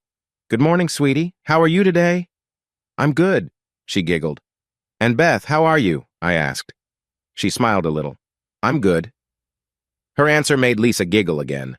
I began my breakfast of 2 fried eggs, 2 pancakes, sausage, and toast. It was really good. "I must say, Beth, you made a fantastic breakfast. Your pancakes are so light and fluffy. You'll have to teach me how to make them like this. Beth smiled, and I could see she felt proud. I realized that she could use more compliments. I'm sure she hasn't heard them in a while. Lisa was humming happily as she ate, which made me feel good. When she finished, she looked up. "Mr. Mike, can I go outside and play with the puppies?" "That's fine with me, Lisa, but you should ask your mother." "Can I, Mama?" Beth thought for a moment. "Okay, honey, just be careful." "I will, Mama," Lisa said, jumping up to hug her mother before running outside. I looked over at Beth. She is such a lovely girl. Yes, she really is. Sometimes I don't know how I would keep going without her. She means everything to me. We sat quietly for a bit, enjoying our coffee. Finally, I had to ask, "Have you made your choice, Beth?" "Yes, Mike, I have. I would be silly to refuse your offer. For my daughter's sake, I will accept. I still have some worries about why you're helping us, but for now, I choose to trust you until you show me otherwise." "I understand, Beth, and I appreciate that. I get where you're coming from. Now, if you'll excuse me, I need to make a call, then I'll help with the kitchen cleanup." "No, Mike, I can clean up. I want to feel helpful," she replied. I noticed she was sincere. Her wish to contribute seemed positive. "All right, I'll be in the game room then." I left the kitchen and pulled out my phone to call my sister. George answered as usual. "Hey, George, it's me again," I said when he picked up. "Don't tell me. You want to borrow my family again?" he joked. "Well, if Mel is okay with it, yes, I do." "All right, but you owe me." I could hear him laugh before he called for my sister to get on the line. "Hi, little brother. How's everything?" she asked. "Good." I made Beth an offer to help her get back on her feet, and she accepted. "Mike, that's kind of you. I hope it works out. I was worried at first, but after talking to Beth, I see what you're trying to do is good." I laughed. "I wish she could see it too, but she doesn't fully trust me yet. Maybe that will change in time.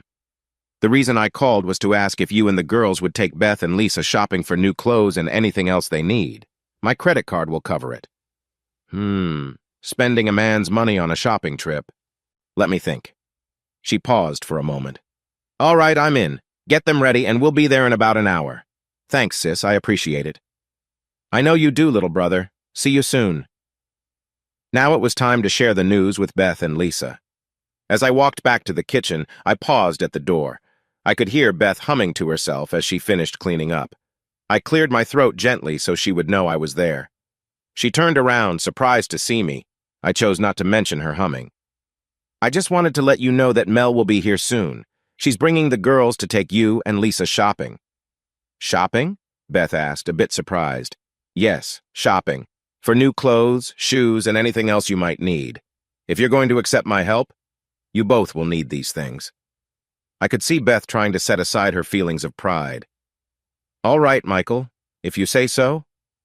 It was the first time she used my full name, and for some reason, I liked it. Beth walked to the door that led to the back deck and called for Lisa. Huffing and puffing, Lisa came running up, followed closely by my two dogs. "Yes, Mama? I want you to come inside now, take a bath, and change into clean clothes. Mel and the girls are coming over to take us shopping," said Beth. When Lisa heard my nieces were coming, her eyes lit up. "Jeannie and Missy are coming. Yay! Okay, Mama, I'll hurry and get my bath." With that, she dashed off to the bathroom. I stood there chuckling as Beth joined Lisa. To pass the time, I went to the game room and turned on the TV to watch a football game. The teams playing weren't my favorites, but I still enjoyed it. After half an hour, I heard little feet running toward me. "Are they here yet?" Lisa asked as she burst into the room. "Not yet, sweetie. Just a little longer. Here, I'll switch it to cartoons so you can watch until they get here." "All right," she said, happily sitting down on the couch. I smiled as I watched her fidget, looking out the window for her new friends. Another 15 minutes passed, and then Beth came in wearing one of Mel's dresses. "Do you think your sister would mind if I borrowed her dress? I don't have anything nice to wear," she said. "I'm sure it'll be fine, Beth. Don't worry." Just then, I noticed their car pulling up to the house, and Lisa jumped up, shouting, "They're here! They're here!" In a flash, she ran out the front door to greet her friends. I looked at Beth and smiled. For the first time, she smiled back, lighting up her face. We followed Lisa outside to greet my sister and nieces. After we exchanged welcomes, we got the three little ones settled in the back seat and Beth in the front passenger seat. My sister came over to me. "Any instructions, Mike?" she asked. I handed her my credit card. "Come on, sis. I'm just an average guy. What do I know about what women need or want? Take them out and get what they need: hair done, clothes, shoes, makeup. Treat everyone to lunch, and if you and the girls see anything you like, put it on my tab. Just try to keep it reasonable, okay?" My sister looked at me and laughed. "Understood. 1 million is our limit. Goodbye, baby brother." With that, she turned and walked to her car. "Mel," I called after her. She turned and blew me a kiss as she got into her car and drove off. I shook my head and walked back toward the house. If this kept up, I might have to look for a loan. To pass the time, I went to my home gym and worked out for 2 hours. After that, I wandered into the backyard to play with the dogs. I made a nice salad for lunch and went to the game room to watch some TV. By 5 o'clock, I was getting a bit restless. As 6 o'clock got closer, I started to worry. Just when I was about to call my sister, I saw her car driving up the driveway. Acting casual, I hurried back to the game room, sat in my chair, and switched the channel to ESPN. While I was there, I heard the front door open and the sound of laughter. Trying to act uninterested, I stayed put as my nieces and Lisa came into the room. My 2 nieces hopped into my lap, laughing. "Uncle Mike, we had so much fun," Missy said. "Look at Lisa. She's got all new clothes and her hair done." I looked at Lisa, who was standing shyly and watching us. She looked really sweet in her new clothes, and her haircut highlighted her pretty face. My, I said. "You look wonderful, sweetie." Lisa smiled shyly at my compliment. "Thank you, Mr. Mike." Then I saw my sister and Beth walk into the room. I was surprised by Beth's appearance. She looked different, so much more beautiful. My sister watched me as I stood there, a bit speechless. "Mike, aren't you going to say something?" Mel asked. "You look very nice, Beth," I replied, feeling a bit embarrassed. "Thank you, Michael. That's very kind of you." I noticed Beth blush a little. Mel then told me, "Get up, Mike. Go out and bring in their bags so the girls and I can get home." I set my nieces on the floor and quickly went out to help. After a few trips, I had everything brought into their room.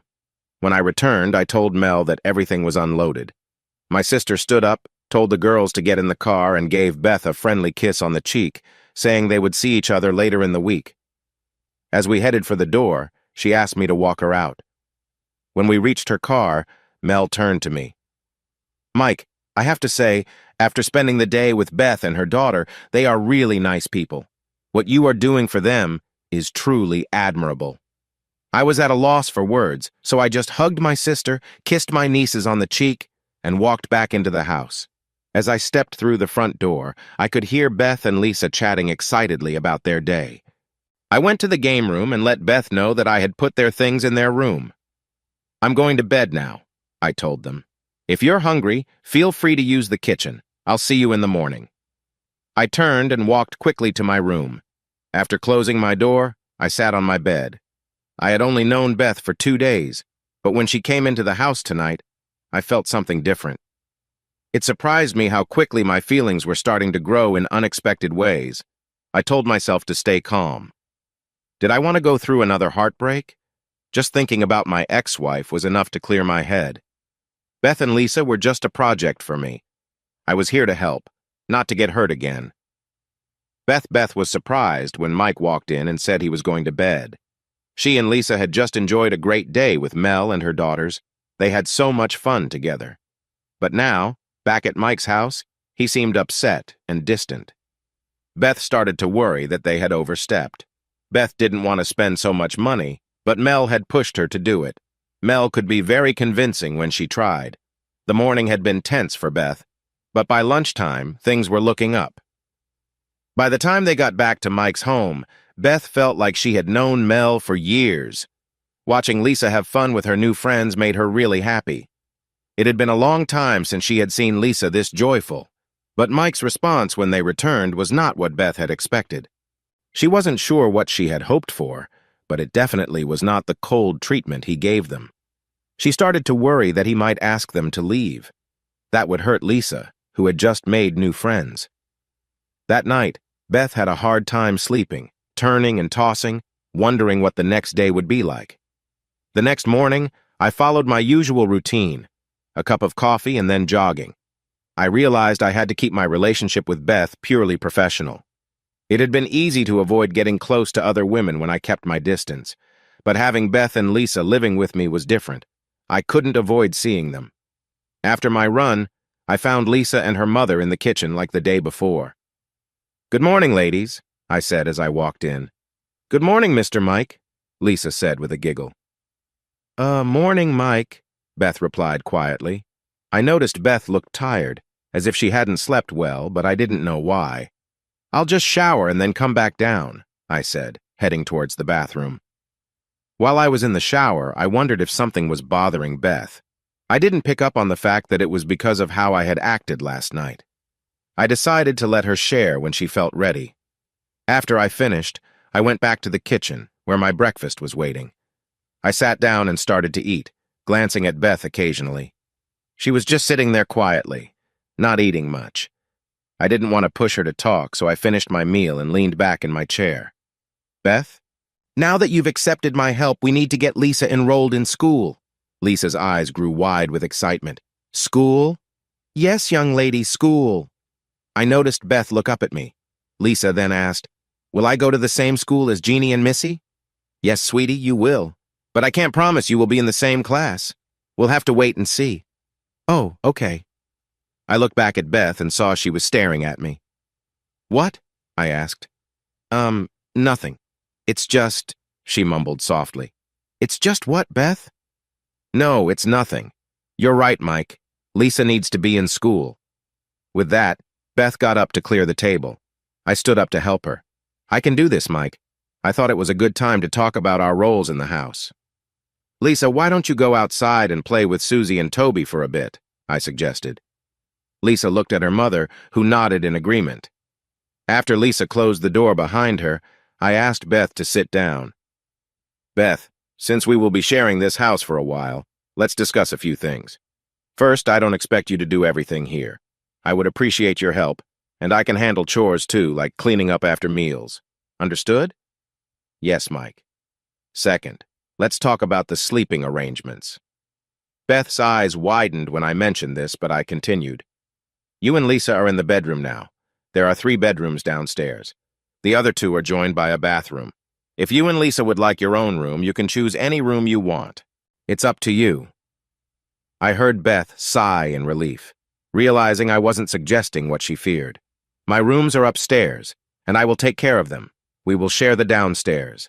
I expect you and Lisa to keep your room or rooms clean. I won't enter your rooms. That's your space. For the common area, I expect we all do our part to tidy up. Is that okay with you?" "Yes, Michael." She used my full name again, and I found it oddly nice. My ex only called me that when she was upset. I was proud of keeping this professional. Maybe it would work out. "Now we need to think about getting you a job so you and Lisa can support yourselves. Do you have any ideas on what you want to do?" "Well, I have worked in a store at the cash register, and I was a waitress," she replied. "Okay, that's a start. Is that the only thing you feel you can do, or do you want to try for more?" I felt proud of staying calm. I had talked to her like I did with past employees who needed some support. But when I asked Beth that last question, tears rolled down her cheeks. I never knew how to handle it when a woman cried. "Of course, I want a better job than the one I have now. But I only graduated from high school, and no one would hire me for anything better," she said, her voice shaking. Seeing her tears made me feel uneasy. "All right, Beth, let me look into some job options and then we can sit down and talk, okay?" I said gently. Beth nodded, wiped her eyes, and we both stood up.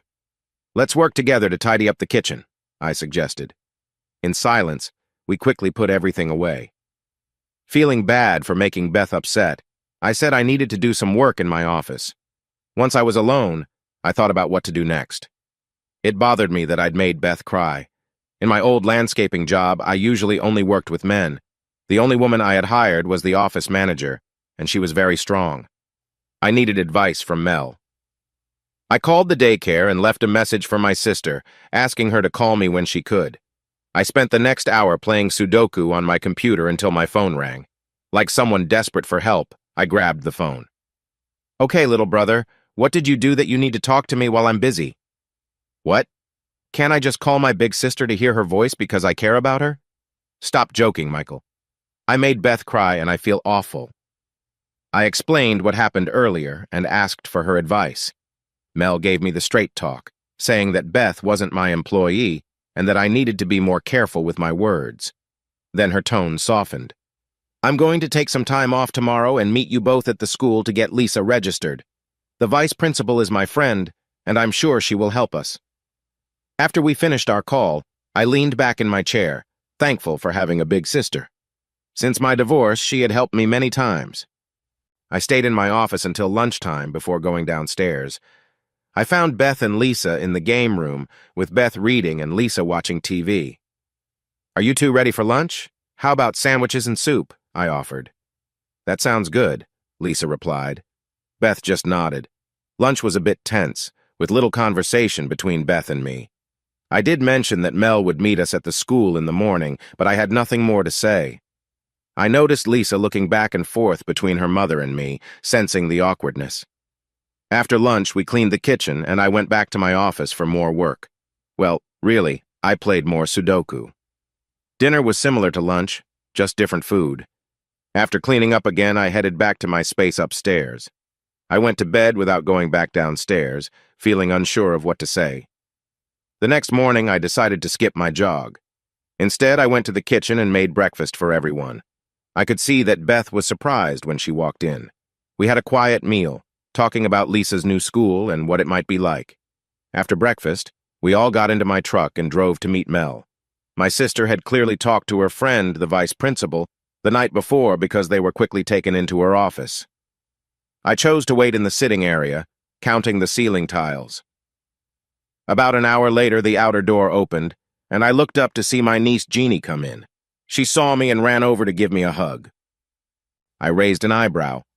"Why are you going to the vice principal's office, young lady? Have you been naughty?"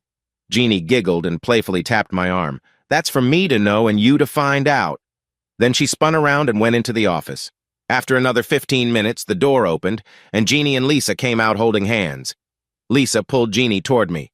"Mr. Mike, I'm going to be in Jeannie's class. She's going to show me what to do," Lisa said with excitement. "That's great, sweetie. I know Jeannie will take good care of you." "Bye, Uncle Mike. Let's go, Lisa. It should be almost time for recess. We're going to have so much fun," Jeannie said, pulling Lisa out the door. A few minutes later, my sister and Beth walked out of the vice principal's office. Mel came over and said, "Mike, Beth is coming with me to see where I work. I'll drop her off this afternoon on my way home." The way my sister said it was straightforward, and I decided not to argue. With that, both women left the office, and I watched them go. I walked out of the school to my truck and drove back home. On the way, I thought about my situation and how I could fix things. One thing was clear. It felt tense between Beth and me.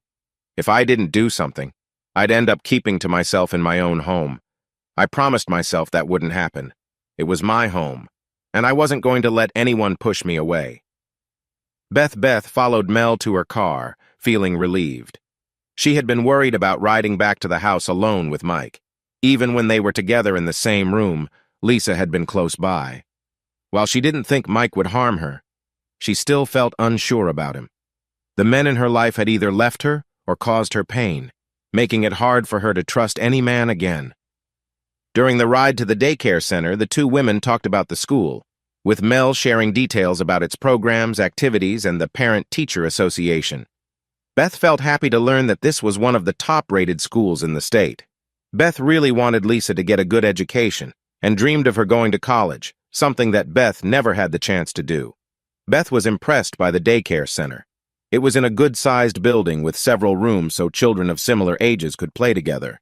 All the rooms were bright, clean, and decorated in a cheerful way. Each room had a variety of toys and learning games fit for the age group in that room. Mel showed Beth around, introducing her to the friendly staff members in each room. Beth noticed one room was empty and asked Mel about it. Mel explained that it was for older children up to 8 years old who would come after school until their parents picked them up. Beth saw that the staff member in the room with the little ones seemed very busy, so she offered to help out. Mel smiled, seeing Beth's care and excitement for the children. Giving her a job could be good for both of them. At lunchtime, Mel told her staff that she was taking Beth out. They went to a nice cafe just a block away and sat across from each other in a booth. After they ordered, Mel decided to bring up the idea of Beth working at the daycare. "Well, Beth, what did you think of the daycare center?" Mel asked. "Oh, I really liked it. You've made it a wonderful place for kids. I bet you feel great taking care of them," Beth replied. "Honestly, it can be very busy at times. It's not for everyone, but I do love it. I get a lot of joy from it. I saw you with the babies today and was impressed by how you took care of them." Mel paused for a moment. "I was wondering if you would like to work here." Beth's expression changed. "Mike told you to do this, didn't he? To offer me a job because he doesn't think I can find one myself." Mel smiled and gently touched Beth's hand. "No, Beth. Mike didn't say anything to me about this. He doesn't know anything at all. And just so you know, I'm not being nice out of pity either. The mother of one of my full-time staff had a family emergency and had to leave town. The lady you met with the 3 to 4-year-olds is only helping for a few days and is not looking for a full-time job. She sometimes helps me when I need extra hands. I've seen how you interact with Lisa and how you helped with the babies this morning. If you're interested, I think you would be a great fit here, and I really do need the help." Beth's expression softened. "Mel, I don't know what to say." "Beth, there's one more thing you might like. After school, my daughters catch the bus that drops them off at the center so I can watch them and spend more time with them too. This flexibility is something I wouldn't usually have in any other job. If you worked for me, Lisa could join my kids at the center until your shift ends. And since you would be an employee, it wouldn't cost you anything. I know this is a big change, so I can give you a day or two to think it over." No, I'll take the job. Thank you, Mel. You don't know how much this means to me." "Even though he didn't help directly, I think Mike will be glad you found a job so quickly," said Mel. When Beth heard Mike's name, her mood shifted. "Yeah, Mike. I just hope I can get back on my feet soon." "Okay, what's bothering you?" Mel asked, concerned. "I don't think your brother is happy with me. I worry he might be upset about how much money we spent," replied Beth. "Beth, trust me, Mike isn't upset about that. Why do you think so?" "Well, after you left last night, he came in, said he was going to bed, and then left. This morning he was polite but seemed very serious. I think he might regret his offer to help me and Lisa." "I know money isn't the issue. If he's acting strange, it's probably for another reason. Let me tell you a bit about my brother. Since you'll be staying at his home, it's good to know about him. You and my brother have more in common than you think," said Mel. "What do we have in common?" Beth asked. "He's wealthy, lives in a nice home, and has love from you and your family. I'm homeless, broke, and all I have is Lisa, but I'm grateful every day for her. What you both share is that you've been hurt by people you cared about. When Mike was in high school, he dated a girl he really liked, thinking they had a future together.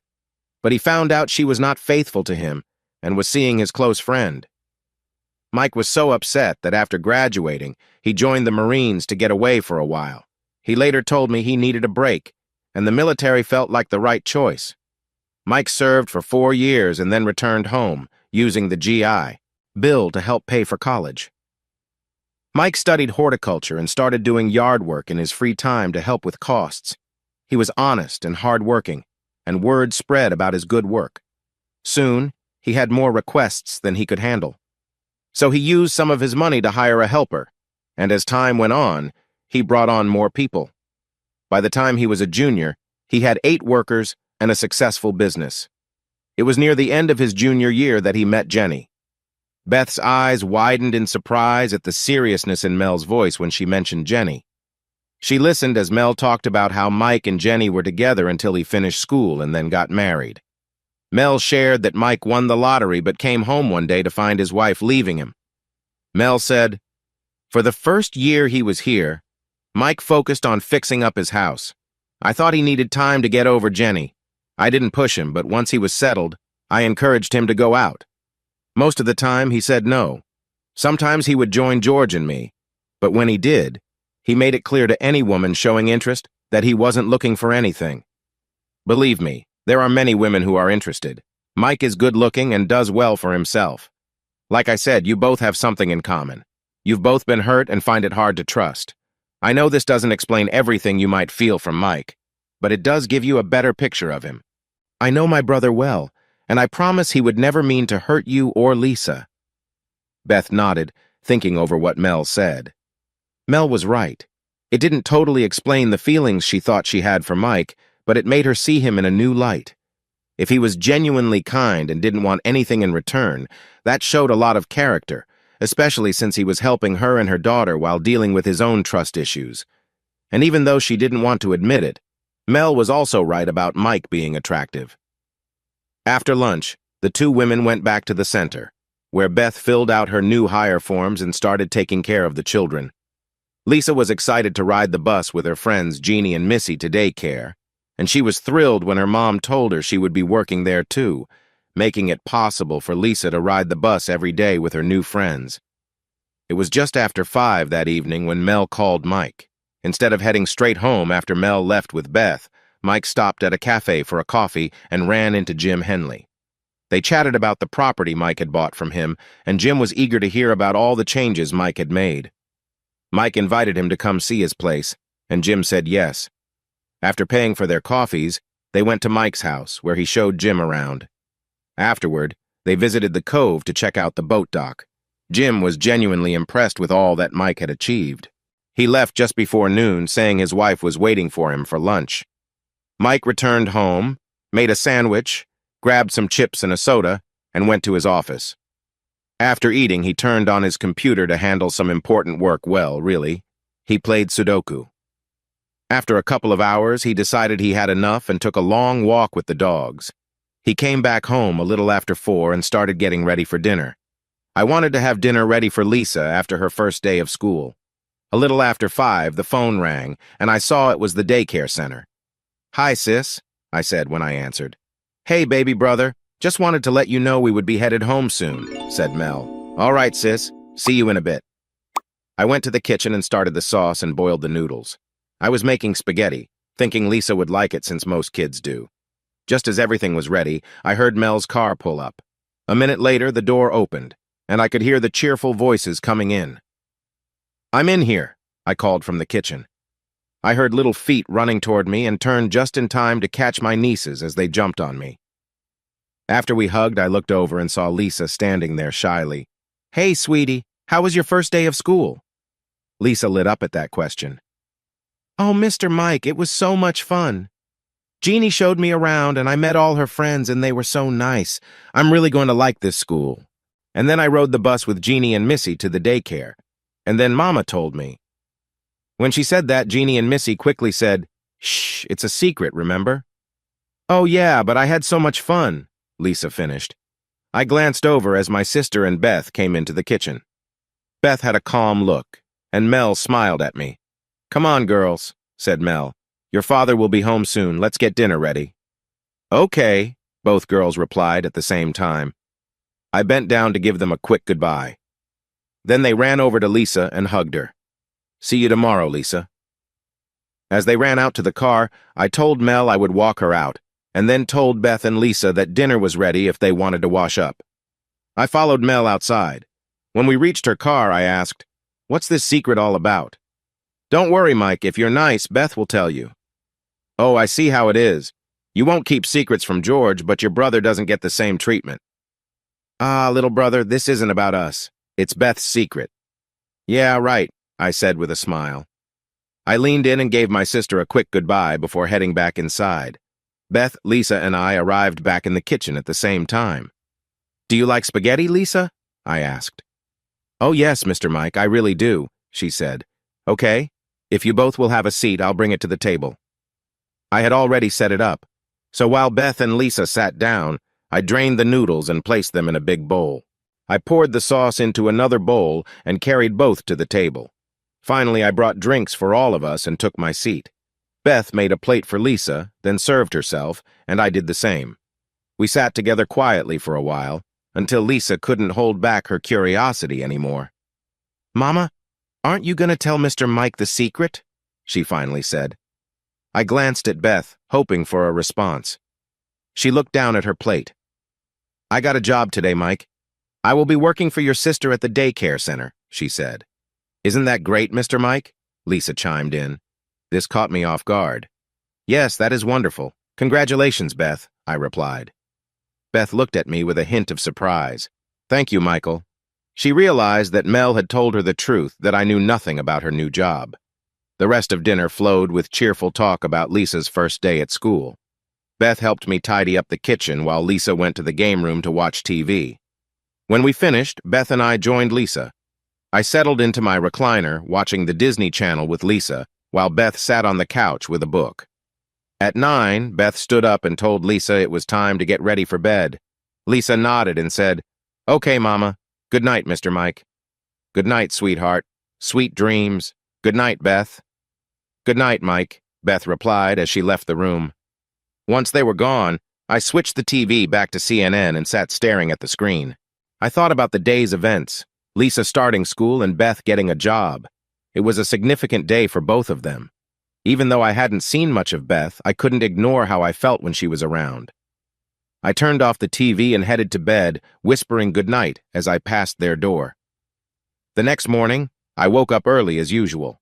I decided to skip my morning run and headed to the kitchen to make breakfast for the new schoolgirl and working woman.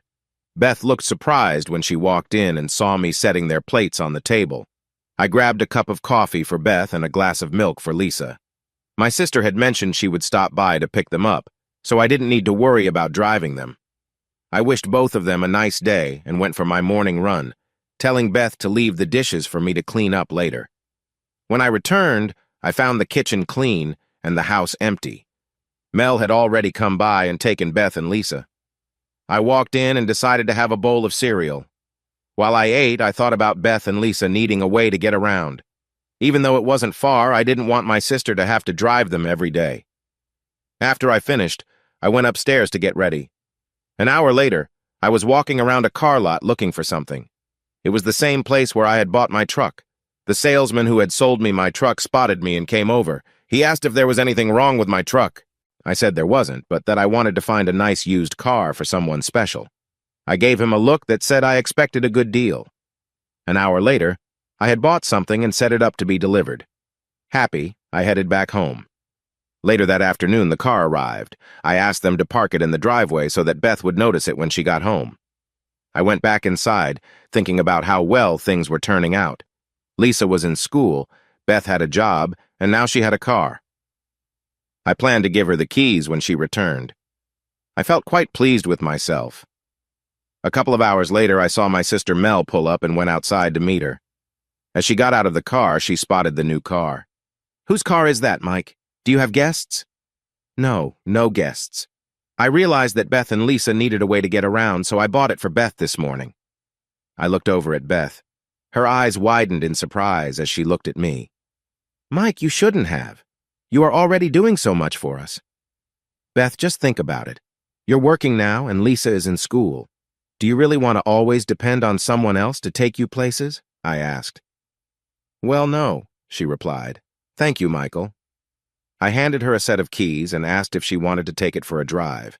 Lisa thought that was a great idea and eagerly took her mother's hand, leading her outside. As they drove off, my sister turned to me, saying, "You're a good man, little brother."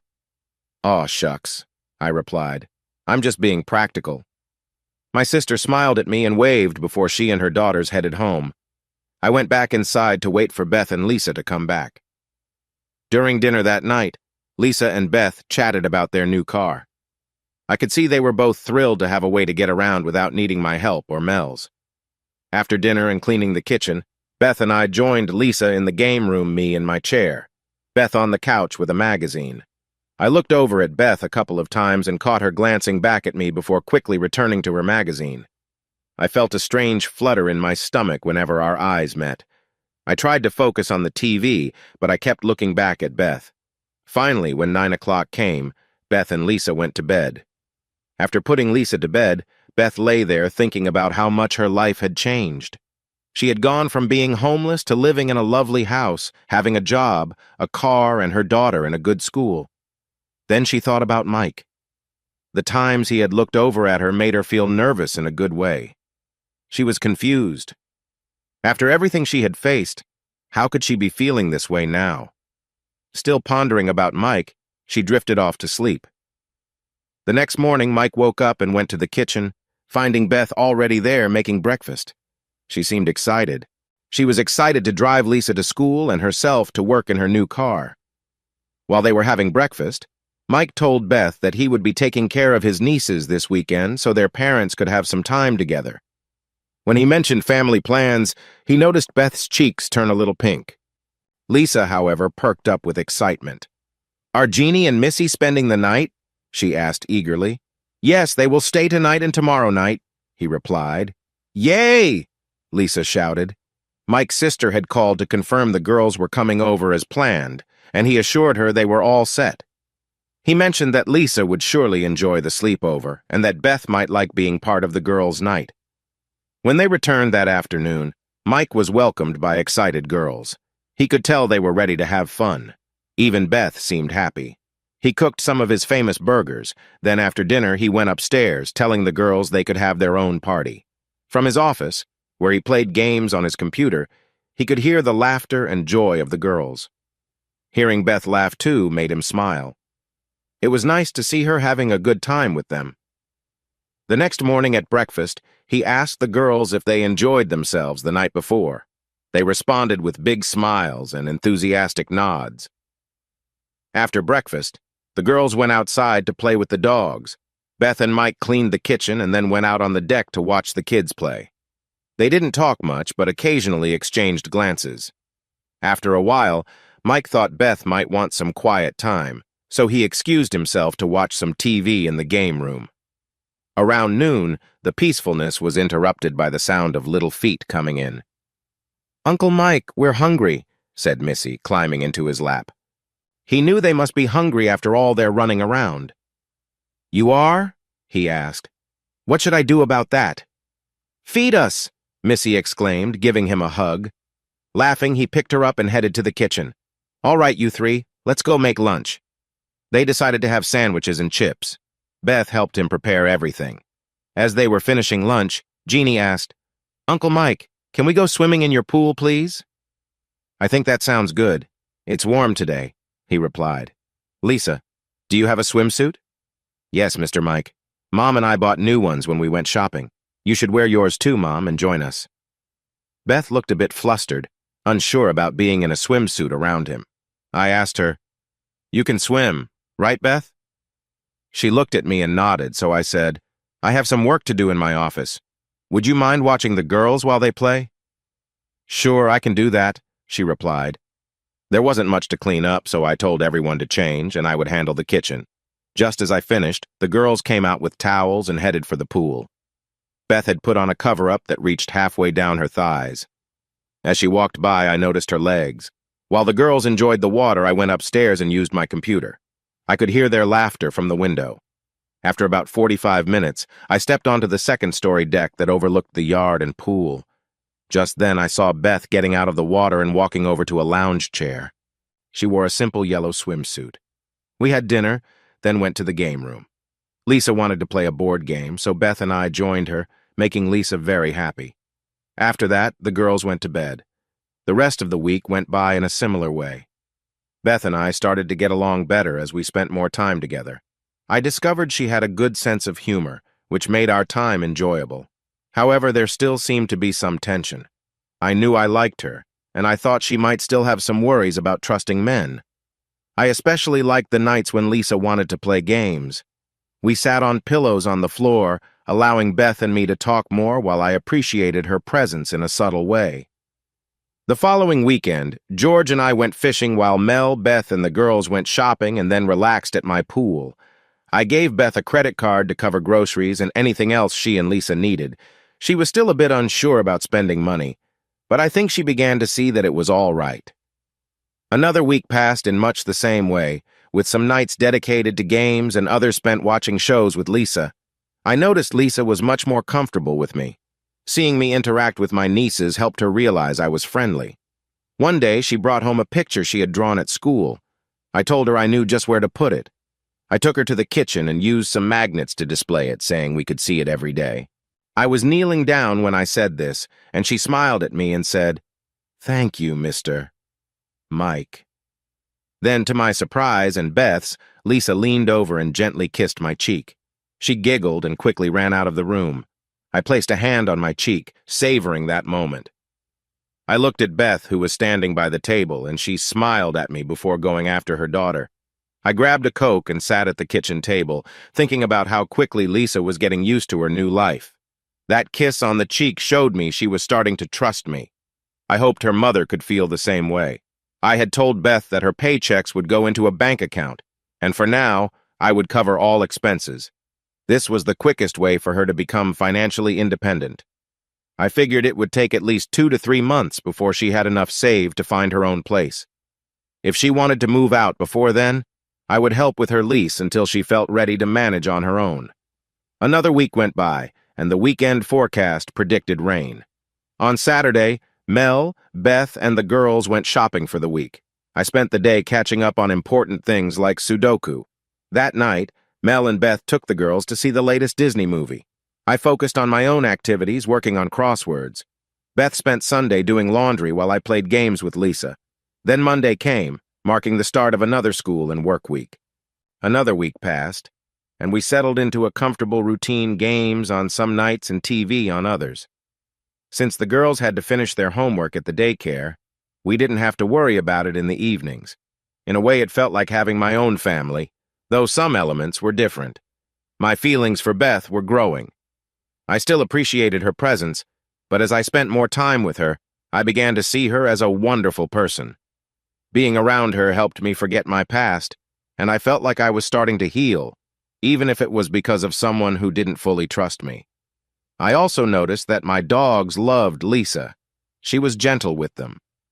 Lisa liked to lay on the floor while watching TV, and the dogs would cuddle up next to her, each on a different side.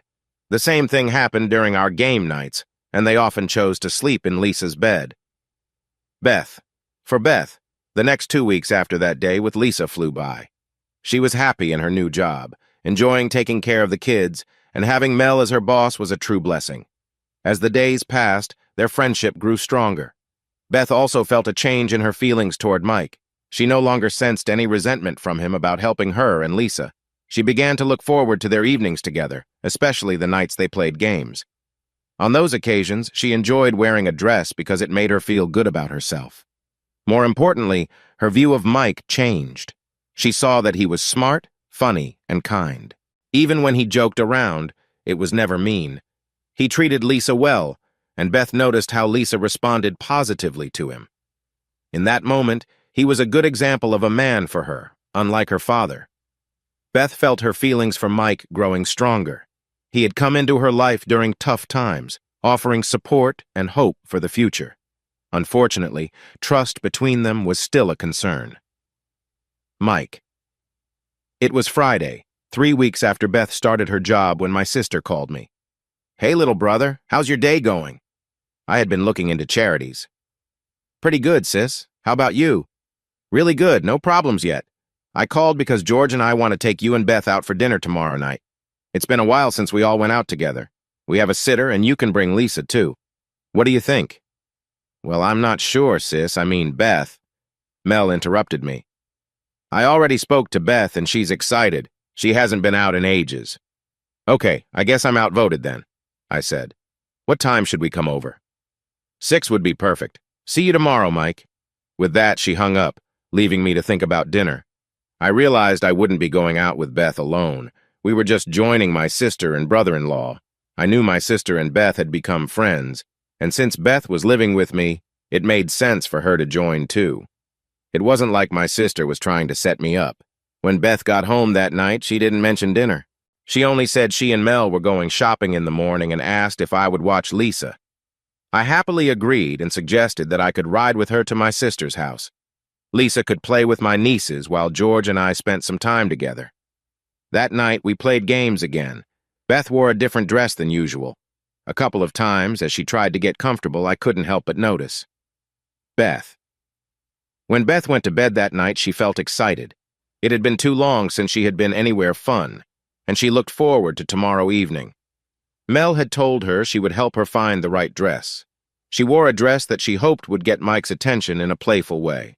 After dinner, she whispered to Lisa that they should play games that night, and Lisa was all for it. As they played, Beth felt a little nervous knowing that Mike was close by. She tried to hold back a laugh, thinking about how he might react. That night, when she got into bed, excitement filled her about the fun evening she had put together. I wanted to make sure she enjoyed her time no matter what. We arrived at my sister's house right at 6 and shared a glass of wine. Then we headed to a nice seafood restaurant where we found a cozy booth. The women took seats on the inside while George sat next to Mel, and I sat across from Beth. Dinner was delightful, and the company was even better. But occasionally I noticed my sister looking at me in a strange way, even though I was behaving well and joining in on the conversations. After dinner, my sister suggested we go to a nearby club that had a dance floor.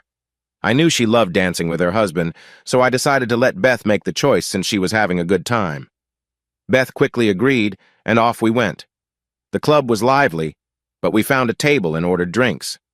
Soon, my sister and her husband were dancing while Beth and I stayed at the table. I really wanted to ask her to dance, but worried she might say no. We chatted, and she said she was enjoying herself. After a few dances, Mel and George came back. As Mel walked by, she whispered to me, "You should ask her to dance." We kept talking, and when the next song began, I asked Beth if she wanted to dance. She smiled and took my hand, leading me to the dance floor, and I felt relieved that she said yes. I thought I could dance pretty well, but watching Beth was mesmerizing. The next song was slow, and before I could ask, she stepped into my arms. It felt special, and I got lost in the moment. After that dance, we returned to the table. I walked behind Beth, hoping nobody saw how flustered I was. We chatted away, and then Mel and George went back to dance. I took Beth's hand and led her out again. We danced to a few more upbeat songs before returning to our table. Beth mentioned she needed to visit the restroom, so Mel, George, and I stayed at the table talking. I felt like I should also excuse myself. The restrooms were down a short hallway. When I turned the corner, I saw Beth against the wall, trying to get away from someone who seemed a little tipsy. My protective instincts kicked in, and I moved closer to help her. Just as I was about to intervene, Beth put her hand on my arm. "No, Michael. He's not worth it." Hearing that helped me relax a little. As I held him against the wall, I leaned in and whispered in his ear, "I suggest you leave or see what an annoyed Marine can do." I then let him go, and he quickly apologized and walked away. I turned to Beth, my worry clear on my face. I had shown her my protective side since she was in a tough situation. Beth placed her hand gently on my cheek. "Thank you, Michael. You are my hero." Then she turned and went back to our table. After taking care of myself in the restroom, I returned to where we were sitting. Although we didn't talk about what happened earlier, I could tell both Mel and George noticed something and smiled when I came back. Beth and I danced a few more times, and then I said I would get us one last round of drinks. I was almost at the bar when a pretty redhead came over. Just as I was about to politely turn her down, a blonde and a brunette stepped in between us. "Back off, he's with me." I was surprised. I can't believe Beth said that. The redhead quickly noticed the situation and stammered an apology before leaving. Mel turned to me and said, "She was so rude. She knows you're at our table and should not have approached you like that."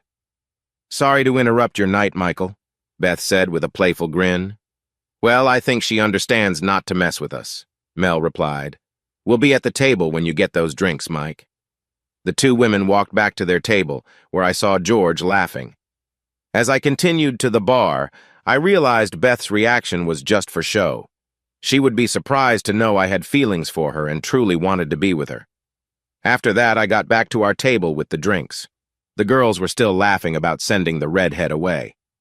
"Since you helped me out, we thought we would return the favor," Beth said, showing her playful side as she held the drinks. "But if you'd like, I can go apologize and get her phone number." No, that's okay. I'm not interested," I replied, fully aware that the only person I wanted to be with was the blonde at our table. We finished our drinks and decided to call it a night. As we walked to the car, I felt we had enjoyed ourselves without going overboard. Everyone, except George, who was driving, was in a good mood. During the short ride back to Mel's house, the girls sat in the back, whispering and giggling, while I sat up front with George. When we arrived back at the house, we went inside to check on the kids and let the babysitter go home. When we checked in on the kids, we found them all quietly asleep on the floor in sleeping bags in one bedroom.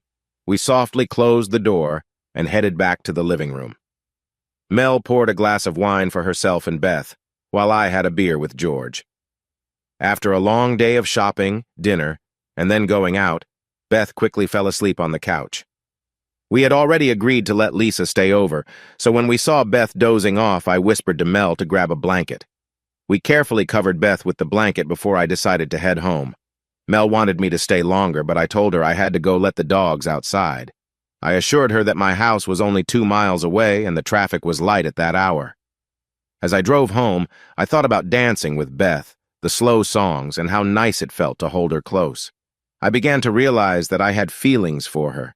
It would be tough for me to live with someone I cared about but couldn't pursue. The longer she stayed, the more it would hurt when it was time for her and Lisa to leave. Maybe I should rent a place for them now. I could find a nice home and pay a year's rent up front.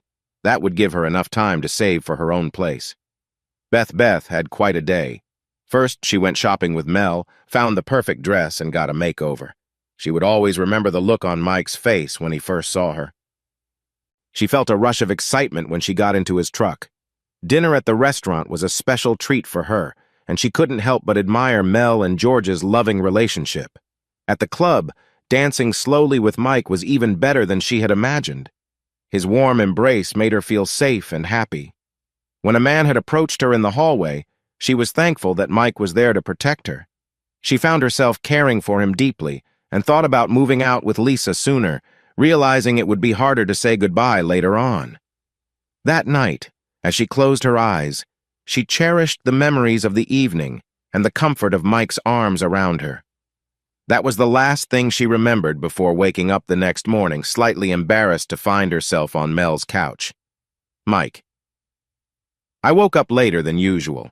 After a night of drinks and staying up late, I needed some extra sleep. I decided to skip my morning run and just went downstairs for coffee and cereal. As I thought about my feelings for a woman I couldn't open up to, I wasn't sure what to do. If I rented a place for Beth and Lisa, my sister might think I was trying to push them away, and I didn't want to hurt her feelings. I had no other family and didn't want to distance myself from her. My nieces would probably be upset if they thought I was leaving their friend Lisa behind. I realized I needed to think this through carefully. It was just before noon when Mel brought back a still shy Beth.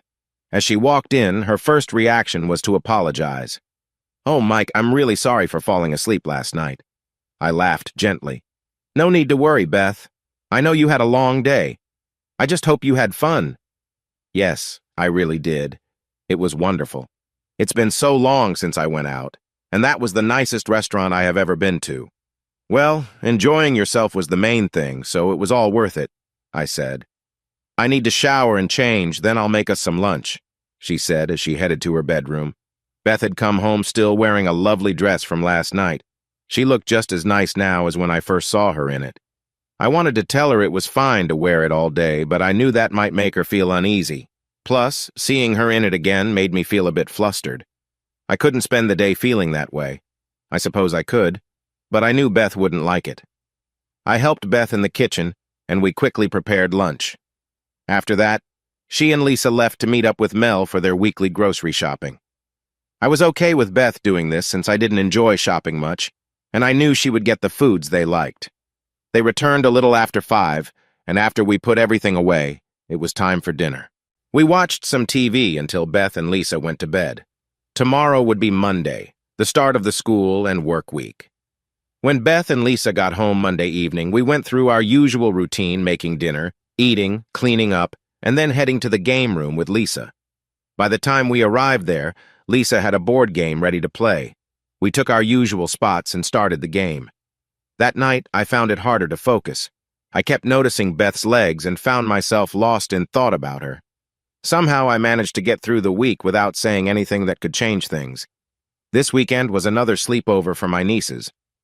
On Friday evening, I was in the kitchen making spaghetti, a favorite of the kids, when I heard the door open and the cheerful voices of the girls. They rushed in to find me, with Beth following behind. I first hugged Missy, and then Jeannie. Just as I turned back to my cooking, little Lisa looked up at me. "Mr. Mike, could I have a hug too?" she asked with hope in her eyes. My eyes filled with tears. I couldn't help it. This sweet girl, who I would have loved to call my own, wanted a hug too. "Of course you can, dear," I said, leaning down to give her a warm hug and a kiss on the cheek, just like I had done for my nieces. She giggled, happy and excited. "Thank you, Mr. Mike." Then she turned and ran after my nieces to the game room. I noticed Beth standing nearby with tears in her eyes looking at me. I quickly got up and turned back to the stove, feeling emotional and unable to speak. Beth said she would wash up and then help with dinner. I could hear that her feelings were affected too. When she came back, we called the girls to the table. During dinner, I saw Beth giving me a strange look, and I wondered what she was thinking. I just hoped it wasn't anything too troubling. After dinner, unlike last week, the girls insisted I join them for games. We had a lot of fun. I even made popcorn for everyone. When it was time for bed, my nieces came over and kissed my cheek, and I was not surprised when Lisa did the same. I noticed Beth looking at me with that same odd expression before she went off to help the girls get ready for bed. I waited for a bit, watching the news, but Beth didn't come back. When I eventually went upstairs, her bedroom door was closed. I hoped she wasn't too upset. I got up Saturday morning and everyone was still asleep, so I went out for a jog. I ran for an hour and a half, and when I returned, I heard the soft voices of the girls waking up. I hurried upstairs to shower and get dressed so I could prepare breakfast. When I got back downstairs, I found Beth already in the kitchen. She seemed to have everything under control and told me to grab a cup of coffee and sit down while she took care of things. I followed her instructions and sat at the table, watching her. At first, she focused on the stove, but then she turned to look at me and smiled. I wanted to believe that was a good sign. Before long, we heard the tiny voices coming our way. The girls came in, each giving me a kiss on the cheek and wishing me good morning before finding their seats. This time, I noticed a small smile from Beth when Lisa gave me a kiss too. Maybe this wasn't so bad after all. The girls wanted to go for a boat ride, so after calling George for permission, we headed to the boat dock. I made sure everyone had their life jackets on, and we set off from the cove to the main lake. Neither Beth nor Lisa had been on a boat before. I could see that Lisa was excited, but Beth seemed nervous. She mentioned that she had never been boating. After about 45 minutes, I looked at her and saw that she was not only relaxed, but also enjoying herself. If I could just teach her to fish, she might really enjoy this. If only things were different, and she could feel the same way I do. The weekend flew by as Beth and I enjoyed time with the kids, just watching them laugh and play. Sunday arrived, and soon my nieces went home, marking the start of another week for the girls. Beth Monday morning went by quickly for Beth. She and Mel went to the cafe for lunch, which they often did. Beth talked about all the fun the girls had over the weekend and how much she enjoyed being out on the lake. Mel thanked her for looking after her girls and offered to take Lisa for a weekend so Beth could have some time to herself. Thinking about Mel and George's time together, Beth sighed and whispered, "I wish." "What was that?" Mel asked. Beth hadn't realized she spoke out loud. "Oh, it was nothing," she replied, a bit flustered. Mel stared at Beth for a moment. "No, Beth, it wasn't nothing. You said I wish. What do you wish for? Do you wish for weekends like George and I have?" Beth's eyes widened at Mel's words. "That's it, isn't it? You wouldn't feel that way unless you had someone special in mind. Tell me, Beth, do you have feelings for Mike?" Beth was taken aback, wondering if it was that clear. She wished she could share her feelings with someone, and Mel was her closest friend. But she was also Mike's sister. Fear crept in. She worried that sharing her heart would risk losing Mel's friendship. But she felt the urge to open up. Tears filled her eyes. "I'm sorry, Mel, but yes, I do. I never meant for it to happen, but I couldn't help it. Now I don't know what to do." "Don't apologize, Beth. This is great," Mel said, her face lighting up. "How can it be great? You said your brother can't trust anyone. How can liking a man like that be good?" Beth asked. "Listen to me. When you first came to Mike's house a month and a half ago, how did you feel about men?" "I thought I'd never be able to trust or love another man again. Beth admitted. One more question, Beth. I want an honest answer this time. If Mike loved you and wanted you and Lisa to be a part of his life, could you love him back, be honest with him, and trust him? Beth sat quietly, searching for the truthful answer. She realized she was no longer that scared and hopeless person from 6 weeks ago. Mike had changed everything for her. The answer became clear. Yes, Mel, I could. I do love him. But what's the point? We both know it won't work. You're mistaken. I know my brother better than he knows himself. 6 weeks ago, he had trouble trusting women, but you have changed that. My brother is in love with you. I can see it in his eyes every time he looks at you. He's scared to say anything because he worries you might feel overwhelmed and pull away. Beth, you both need each other. You, the care of a good man, and he, the support from a good woman. And I believe you are that woman. I have never liked his ex-wife. I feared she would hurt him. But I see the love you have for your daughter and the kindness you show to the kids at the center, and I know it's real. Mike has really taken to Lisa, too. He treats her like she's his own child. Deep down, you know my brother would never want to hurt you or Lisa. Now that it was out in the open, Beth found it easier to talk to Mel. What should I do? I want your brother to love me. I want to be his partner. I think we just need to help him a little. Mike, one thing that changed over the weekend was my relationship with Lisa. Now when she comes down for breakfast, she gives me a sweet kiss on the cheek and another one right before she leaves for school. The first thing she does when she gets home is run to find me for a hug and a kiss. And when she goes to bed, I get another kiss. My love for this little girl grows with each gesture, and I wish to be the father she deserves. When Beth came home Monday evening, I noticed a change in her, too. I had no idea what she talked about with my sister, but she wasn't the same as last week. She came to me to talk openly, looking right into my eyes. Before, she often looked down. That evening, she said she wanted to play a game, so after dinner, Lisa ran to get it ready while Beth and I cleaned the kitchen. When we finished, Beth said she needed to go to her room and would join us in the game room. When she came in, I felt she was more at ease. She had put on a new outfit that made her stand out. I felt warmth inside me, enjoying the time we were sharing. As I watched her, Beth gave me a mysterious smile. I could hardly think straight. Was she teasing me? The night before, she had a hard time getting comfortable, shifting around and catching my attention. I felt a strong need to leave the room. When it was time for bed, I felt Beth's gaze as Lisa set up the game, giving me one last glance. Tuesday morning, I woke up feeling flustered as I remembered last night. After showering and stripping my sheets, I planned to wash them after Beth and Lisa left for the day. That evening, we gathered to watch TV. Much to my disappointment, we didn't play a board game. However, instead of sitting quietly, Beth seemed eager to talk with me about our day. Without the usual distractions, it felt nice to sit and chat. Wednesday was much the same, with more television and good conversations. On Thursday evening, Beth mentioned she wanted to play games again. I noticed something in her tone. She quickly went to her room and returned wearing a short skirt. When she sat down, I accidentally got a glimpse of her outfit, which was definitely different from before. It was hard to concentrate. My heart raced, especially when she made sure that Lisa was turned away, giving me a longer look. Later, as they were going to bed, Lisa came over, kissed me on the cheek, and wished me good night. To my surprise, Beth did the same. It sent a rush of excitement through me. Just before she left, she looked into my eyes and said, "I will see you tomorrow, Michael." The way she said my name felt special. As soon as her door closed, I hurried to my room. My mind was full of questions. Was Beth interested in me? Everything seemed to suggest that, and I couldn't shake the feeling that something was happening between us. I lay in bed thinking about how my feelings for Beth were growing stronger. Right before I fell asleep, I decided to talk to my sister for advice.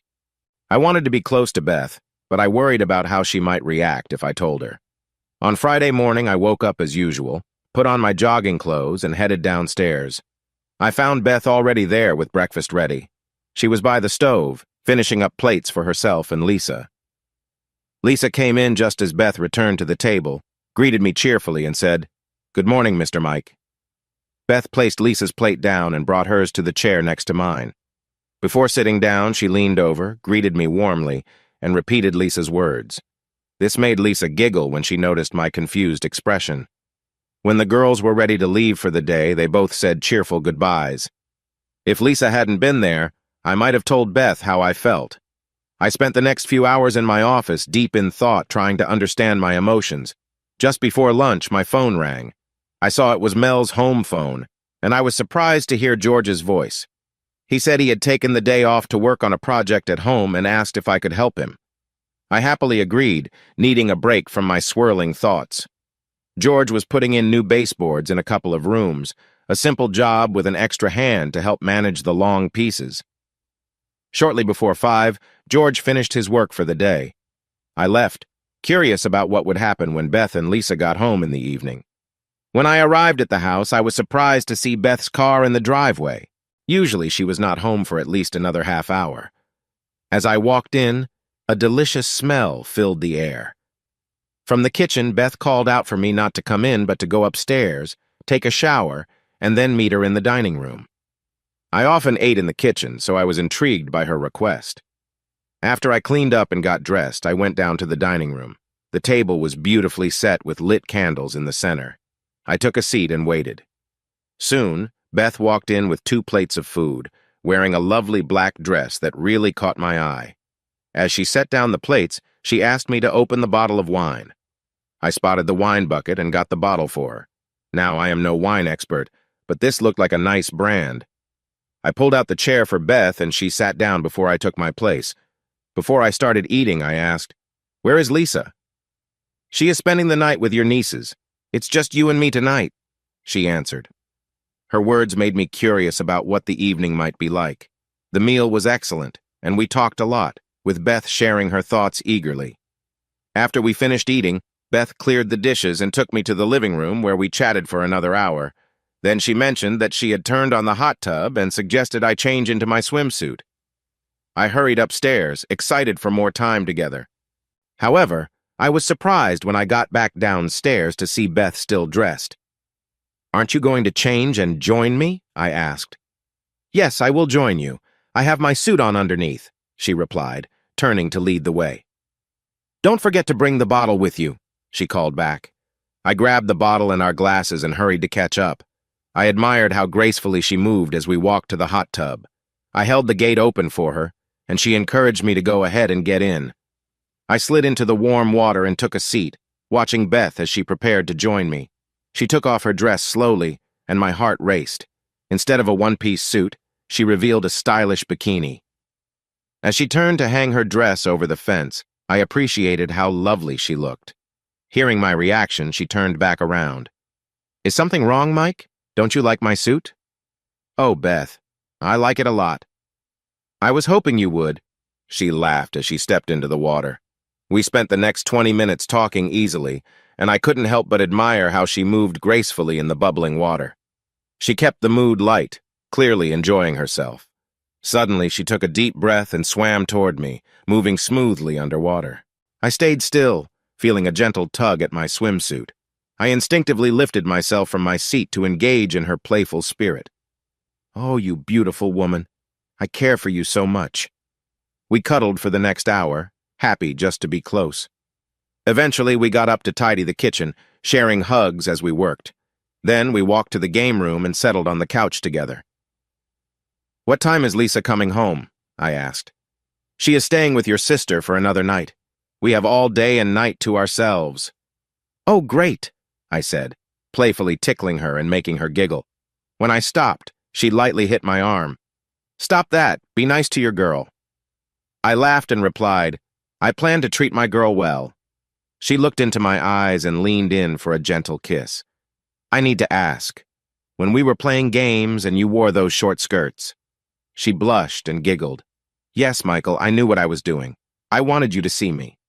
But you were so clueless that I had to make it obvious. I admit I might have missed your hints, but I was worried about scaring you away." "I know, darling, and I love you even more for that. I realized you wouldn't hurt me. I have to say, I found you very appealing. But remember, I love you." I told Beth I needed to use the bathroom and headed that way. On my way back, I heard her voice and realized she was on the phone. "Oh my gosh, Mel, it is so much more than I ever imagined. I liked him yesterday and even more today. He is amazing. If I had known how great he is, I would have approached him sooner." I heard Beth giggle. "Yes, Mel, I know he's your brother, and I won't go into details, but he's my man now, and I'll do whatever it takes to keep him. And Mel, thank you for helping me find him. I owe you one." I made a sound to let her know I was coming in. Beth looked up. "Here he is now. Do you want to talk to him?" She held the phone out to me. "It's your sister. Hey, sis, how are you?" I listened to my sister, then replied, "You better take good care of her." "Her? Who?"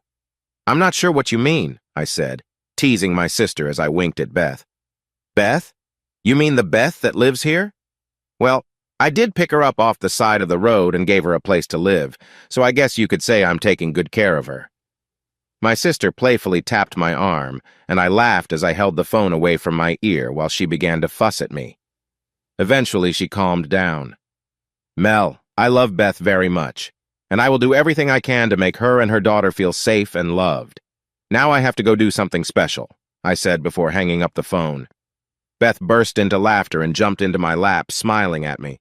"Oh, my love, I hope you always make me feel special." I responded with a playful growl.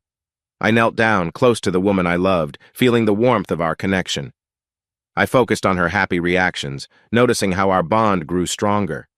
She pulled me closer, and we shared a sweet moment in our secluded space, surrounded by the beauty of nature. In that peaceful atmosphere, I felt joyful because of her love. She showed me how much she cared, and we shared a strong connection, feeling close in both body and heart. After a while, we noticed another boat had come into the area and saw two women nearby, who applauded us for our affection. One of the women said it was the most beautiful thing she had seen and invited me to come over if Beth ever needed a break. Without thinking, Beth confidently declared that I was hers, earning another round of applause from the onlookers. With a laugh and a playful look, I took her in my arms. "My love, my heart is yours. You don't have to worry about anything," I assured her. She smiled, happy with my words. We got dressed and headed back to the dock before making our way home. After a nice salad for dinner, we went to bed. As we lay close to each other, I asked Beth what things would be like when Lisa came home. "Well, she goes to bed before us, and we wake up before her, so I don't think it will be a problem. Even if she finds out, will it bother you?" Beth asked. "Not at all. I just want to make sure she feels okay." "I would hate to hurt her," I replied. Another warm kiss followed, and I felt like I was saying all the right things. "Sweetheart," she said softly, "we'll handle that when it happens. You have truly won both my heart and my daughter's. She has never been so open and loving with anyone like she is with you." We both felt the depth of our feelings, and tired from our wonderful time together, we shared a gentle moment, two people in love connecting deeply. The next day, we woke up and had breakfast on the deck, both of us thinking about Lisa. Around 9, I suggested to Beth that we go pick her up. We called Mel to let her know we were on our way. As we walked to the truck, Beth gave me a playful smile. I laughed and said, "You really know how to catch my attention." Beth giggled and replied, "Is that a bad thing? Only if it stops us from having a good day." I climbed into the truck, and Beth slid across to sit close to me. While we drove, I noticed her hand resting on my leg. "Just so you know, it's hard to focus with you so close," I said jokingly. "If you pull over for a moment, I can help with that," she said, grinning. Acting quickly, I turned onto a quiet street not far from my sister's house. I parked the truck and turned to her. "Since you mentioned it, I guess I can take a break," I said with a smile. She laughed, and I opened my door, stepping out. Beth followed me, standing in front as I turned back to her. In that calm moment, all the tension faded, and we enjoyed being together, sharing laughter. After a while, we returned to the truck, and as Beth climbed in, I admired her cheerful spirit. I felt excited for the evening ahead, knowing we would keep deepening our connection. We arrived at my sister's house and walked hand in hand to the front door. "I never thought it could be like this," I said. I smiled back and replied, "I just hope they are as great as you say." "Trust me, they are even better," she said with a grin. "So what do you plan to do now?" I chuckled. Actually, I thought I would lie back and relax. Beth smiled softly. That sounds nice. I rolled onto my back and she settled beside me. We shared a sweet moment, exchanging smiles and glances that meant a lot. Realizing she had to work in the morning, I got up to prepare a warm washcloth. When I returned, I held her gently as she drifted off to sleep. The next morning, we got up early and took quick showers. I asked Beth to help Lisa get ready for school while I made breakfast. Lisa came into the kitchen dressed and excited for school and ran to me for her morning hug. We sat down to eat, and I felt a real sense of family. Everything felt normal until Lisa spoke up. "So, Mama, does Mr. Mike snore?" I paused, a bit surprised. Beth giggled and patted Lisa's hand. "No, honey, he doesn't.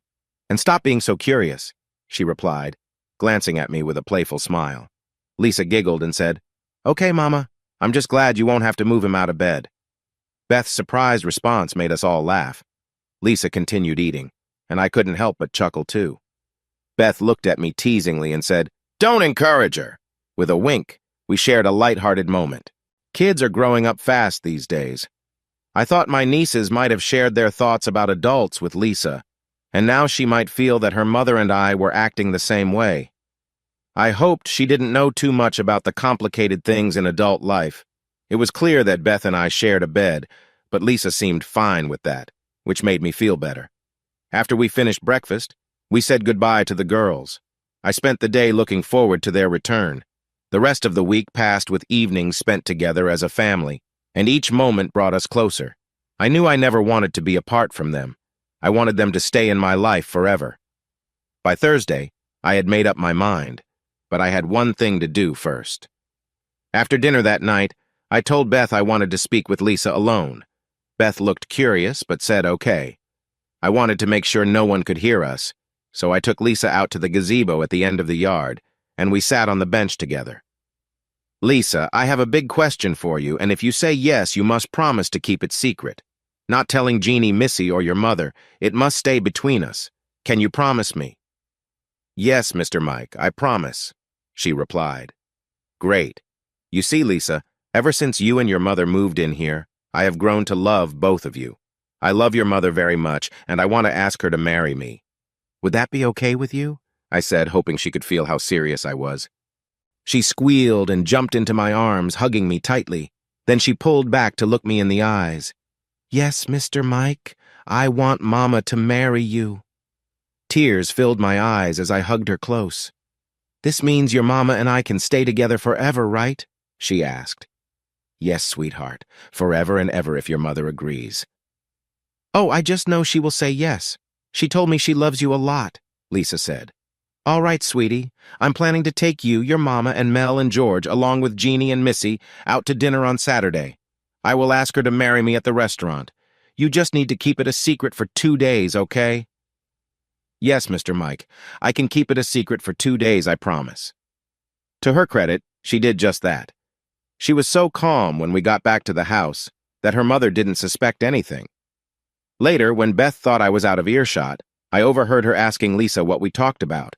Lisa told her I wanted to know her favorite color because I was thinking of getting Beth a gift. Beth looked at Lisa with curiosity but dropped the topic.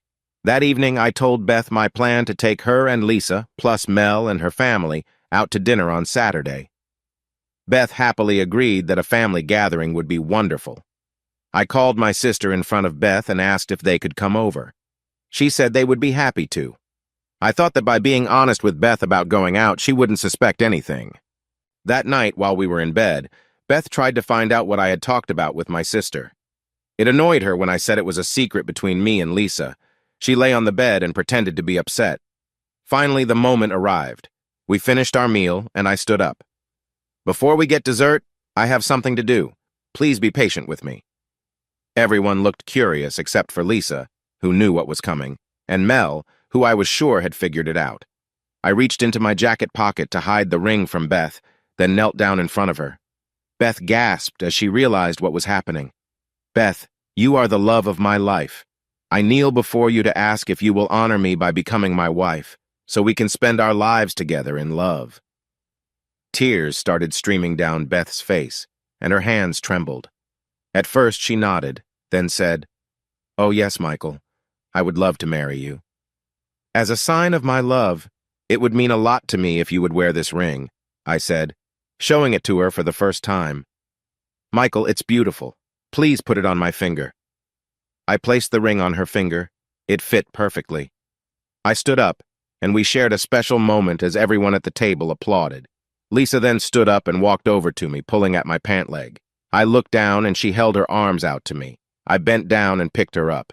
She hugged me, then leaned back to ask, "If you are going to marry my mama, does that mean you will be my daddy?" I was surprised, but quickly replied, "Would you like me to be your daddy?"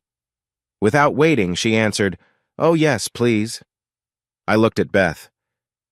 "And how about your mother? Would she like me to be your daddy?" Beth was very emotional as she nodded eagerly. "Well, it looks like we all agree. I would love to be your daddy, sweetheart."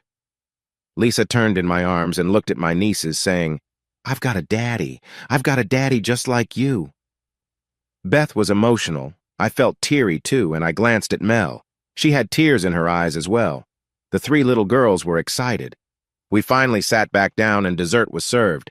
Mel and Beth chatted about weddings while the little ones talked about being cousins. George and I smiled, enjoying the wonderful women in our lives. After dinner, we headed to the parking lot. George came over to shake my hand and offer congratulations. Then my sister approached, hugged me, kissed my cheek, and whispered, "Take good care of her, baby brother. You made a great choice." "I will, sis. I promise." When we got home, it was late, and it was time for Lisa to go to bed. Beth and I went to tuck her in. Beth kissed our daughter goodnight, and Lisa replied, "Good night, Mama." I leaned down and kissed her too. She smiled and said, "Good night, Daddy." "Good night, my sweet girl," I said, feeling very proud. I ran my fingers through her hair before turning to take Beth's hand and lead her upstairs. As we walked up, Beth laughed. I never thought I would hear that word from her. "You are a good dad," she added. I held her hand tightly. I never thought I would hear that about me. I really appreciate having such a wonderful daughter. I promise to care for and keep you safe. "I know you will," she said. "Now let's get some rest."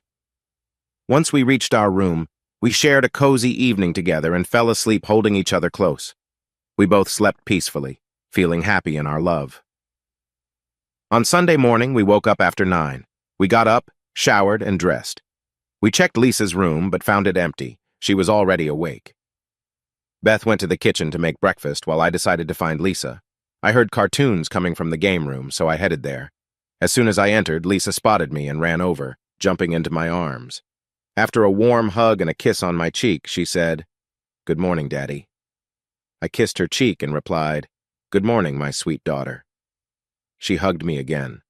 I set her down, took her hand, and we walked to the kitchen. She dashed to Beth and gave her a hug and kiss too. It was hard to believe this was the same little girl I brought home 2 months ago. After breakfast, Beth asked me to help with cleaning. I agreed, and she invited Lisa to help her. I quickly loaded the dishwasher and went to see what they were doing. I came out of the kitchen and saw Beth carrying a pile of clothes, with Lisa following and trying to help carry as much as she could. I entered the bedroom behind them and realized this must have been their 3rd trip. Beth had neatly laid the clothes on the bed. I had a big walk-in closet that only held a fraction of my clothes, along with a dresser with many empty drawers. Beth looked at me and asked, "Where should I put these?" Feeling playful, I joked, "I'm not sure they're my size." She gently nudged my arm and quickly kissed me, saying, "You're so funny." I laughed and took her to the closet, opening the door to show her the space I saved for her. I pointed at the dresser and explained that I only used a few drawers on one side, leaving the rest empty for her. The master bathroom was spacious, and I told her she could organize it however she liked. She thanked me and encouraged me to go downstairs while she and Lisa put things away. I floated down the stairs, feeling cheerful. My daughter was helping my soon-to-be wife move into our room. After about an hour and a half, she was happy with how everything looked and came back downstairs, sitting in my lap. We joked around for a bit, and then she asked, "So, Mr. Johnson, when are we getting married?" "As soon as we can, my love. I think you and Mel should plan out the wedding you want. Make it as special as you like." "We have enough money for anything," I replied. "You mean you have enough money?" she said. Listen, from the moment you agreed to marry me, everything I have is also yours. This house, I said, looking around, is our home, not just mine. The money in the bank is ours, too. And this heart, I said, pointing at my chest, belongs to you only. Beth started to get emotional and rested her head on my shoulder. Michael, please don't think I'm marrying you for your money. I love you a lot. If I thought you were only after my money, you wouldn't be sitting here with me right now. Beth laughed and gently pushed me, making us both chuckle. She looked over at Lisa, who was on the floor watching cartoons. Lisa, sweetie, I'm going to take Daddy upstairs for a little bit. You stay down here and enjoy your show. Okay, Mama, Lisa replied. Beth stood up, took my hand, and we went upstairs. Once we were in our bedroom, she closed and locked the door, turning to me with a bright smile. Wow, what got into you? I asked, noticing her excitement. You did, you and that wonderful smile. I just wanted to have some time with you, but let's go back downstairs before Lisa starts wondering where we are. I smiled back. When we returned to the living room, Lisa was still focused on the TV. Beth and I settled on the couch and she leaned against me. When the commercials came on, Lisa looked at us, then jumped onto my lap, leaning against my chest while keeping her eyes on the screen. I've never felt this way, but I really want to be your partner. I want you to care for me, and I want to care for you in return, she said sweetly. I hugged her. Well, my partner, I care about you. I'll do my best to meet your wishes. Our wedding was small. Beth didn't want anything extravagant. We got married in the gazebo in our backyard. Mel was Beth's maid of honor, and George was my best man. Lisa and my nieces were flower girls. A few ladies from Beth's work, along with their families, were there, and of course Jim Henley and his wife. I took my bride to Hawaii for a 2-week honeymoon. The first week was just for the two of us. During the second week, I invited my sister and her family to join us, along with Lisa. It was nice to have the extra company. My loving wife was as caring and thoughtful as ever. Beth continued to work for my sister. She loved being around all the kids. She took a year off after my daughter was born. Yes, I now have 2 daughters to love and enjoy. Next week, we will go to the graduation ceremony for Lisa and Jeannie. They have both become wonderful young women. Regarding money, I still give a lot to good causes, and for what's left, I have to remind Beth to use it for her needs. She didn't have much before and is happy with what she does have. I never heard from Jenny again. Maybe she found what she was looking for. As for me, the feelings she left in my heart have faded, healed by the love of a good woman. I came to the hill country looking for a new life, and what I found is better than anything I could have dreamed of.